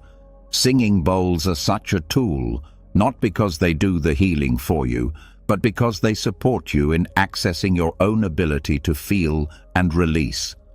This work is subtle but powerful. You won't always walk away with insight. Sometimes the change is that you can breathe more deeply, or that your jaw finally unclenched, or that the dream you had that night was a little softer. These are not small things. These are signs of integration. Sound therapy, in a Zen context, is not about achieving a state. It's about restoring balance, not through control, but through surrender, letting the sound do what it does, letting the body receive without agenda. You begin to listen to yourself differently, to the sound of your own breath, the tone of your thoughts, the vibration of your relationships. You become more attuned, less reactive, more in rhythm. And as you return to the bowl again and again, you start to trust something simple. Healing doesn't have to be hard. It doesn't always have to be deep work. Sometimes it's letting sound reach what words can't, letting vibration move what thinking never could. This is how singing bowls become a companion on the Zen path. They do not replace silence. They return you to it, cleared, lighter, open. And in that openness, peace is not something you seek. It becomes the space you begin to live from. After sound has moved through the body, after vibration has softened tension and brought awareness to places words could never reach, you return to life with more space inside. You feel clearer, lighter, but then life meets you again, not in silence, not in serenity, but in friction. Someone says something that stings, a boundary is crossed, a misunderstanding builds, and before you know it, the nervous system tightens, breath shortens. The peace you worked for feels like it's slipping through your fingers. This is the true test of presence, not in stillness, but in conflict. Zen does not remove conflict from life. It teaches how to meet it differently, not with suppression, not with passivity, but with awareness. Conflict is not a failure of spiritual practice. It is a chance to deepen it. And through Zen, even arguments can become part of the path, not because they feel good, but because they reveal where you are still attached, still reactive, still protecting something fragile inside. The first step in mindful conflict is staying in the body. When tension arises, most people move into the mind. They prepare defenses, they build narratives, but the body is where the truth lives. You notice the clenched jaw, the rising heat in the chest, the desire to interrupt. These are signals, not to act, but to pause. Zen teaches that the pause is powerful.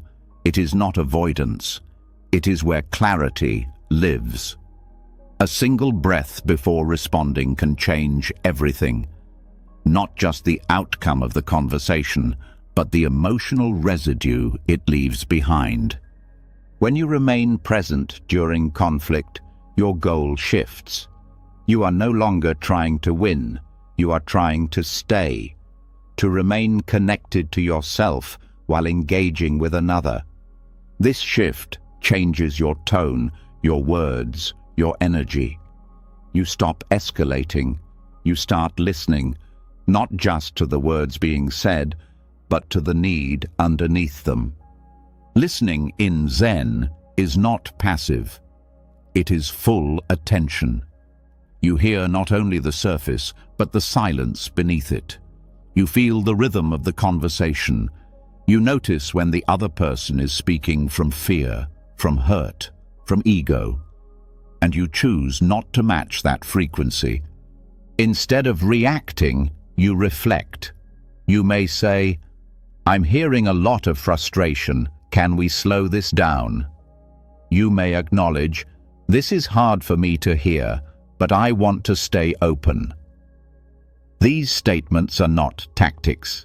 They are truth. They keep the space from collapsing. The next principle is non-attachment to being right. Conflict often becomes toxic because both sides are clinging to a version of the truth that validates their pain. Zen invites you to hold your truth lightly, to say what's real for you without needing the other person to agree, to express clearly without trying to control the outcome. This doesn't mean abandoning your needs. It means expressing them from groundedness. When you are calm, your message is clearer. When you are connected to breath, your voice is steady.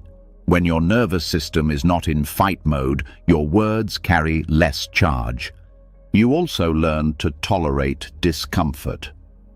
Conflict is uncomfortable, but presence teaches you to sit with that discomfort without collapsing or lashing out.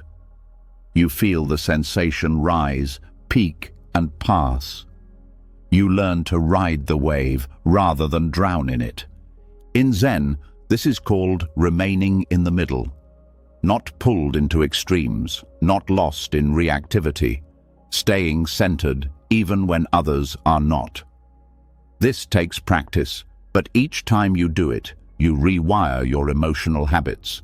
You prove to yourself that you can be in conflict without losing yourself. Compassion becomes part of the equation. You don't need to agree to care. You can understand someone's pain without condoning their behavior. You can say, "I see how this hurt you," while still holding your boundary. Compassion makes space, even when connection is strained. You also learn to observe your own ego.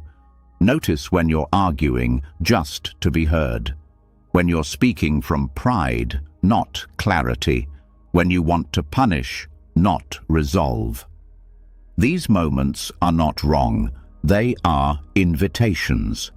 They show you where you still need care, still need presence, still need healing. Zen teaches that conflict mirrors the inner world. The anger you feel toward others often reflects unhealed wounds inside. The more you've worked with your own pain, the less you project it. You stop blaming others for making you feel what's already there. This awareness creates more freedom. You stop needing others to behave perfectly in order to feel okay. You stop giving them control over your peace. You reclaim your power by choosing how you respond. In a practical sense, mindful conflict means speaking with intention, using pauses, naming emotions, asking for space if needed, returning to the breath when overwhelmed. It means not interrupting, not defending, not escalating. It means staying connected to your values even when things feel chaotic. You can also set agreements in advance with those you trust. Agreements like, "We will take a break if voices rise," or "We will return to this after calming down." These aren't rules, they're containers. They help protect connection during stress. When conflict does get heated, you recover more quickly. You don't spiral into shame or blame. You acknowledge the moment. You reflect. You repair. This ability to repair is more important than perfection. Every relationship will face tension. The question is, can you stay? Can you come back? Mindful conflict isn't about being neutral, it's about being awake. You may still feel anger, you may still express strong emotions, but you do it with awareness, not from impulse. You speak from the center, not from the wound. And when the argument ends, there's less residue. You don't carry the weight into the next day, you don't replay it endlessly, because you were there, fully. You didn't abandon yourself. You didn't betray the other. You stayed in the fire, and it didn't burn you. It refined you. Over time, your presence becomes part of your reputation. People feel safer around you, even in hard conversations. They trust your steadiness. They respect your honesty. And you begin to trust yourself more too. Conflict, then, becomes part of the path. A teacher, a mirror, a chance to deepen, not distance. This is the Zen way, meeting life as it is, meeting others as they are, staying grounded even in tension, choosing presence over protection, choosing clarity over chaos, and choosing peace, not because it's easy, but because it's worth it. One breath, one pause, one honest word, and the fire becomes light. You've just spent over 3 hours walking the quiet, powerful path of Zen, not as philosophy, but as lived experience. You've faced the weight of old wounds, not by running from them, but by sitting with them. You've learned to release justice and embrace peace, to listen without reacting, to forgive without needing permission. You've used breath, sound, stillness, dreams, and even ink to return to what matters. From letting go of deep resentment to sleeping like a monk. From holding your inner child with compassion to walking with past pain until it finally dissolved. From honoring grief with each step in your garden to sending old stories up in smoke. You've practiced presence not just in quiet, but in conflict. Not just in solitude, but in connection. This isn't just Zen, it's your life, reclaimed. And now, I want to hear from you. Which moment spoke to you the loudest? Which practice are you going to start tonight? Drop a comment below and write, "My peace begins with." Then complete the sentence in your own words. Let your healing speak. Let it inspire someone else. If this journey moved you, supported you, or simply gave you a breath of calm in a chaotic world, subscribe to the channel. Click the bell so you'll know when we walk this path again, because your healing isn't done, and neither is this journey. Now, close your eyes, take one last breath, and carry the silence with you.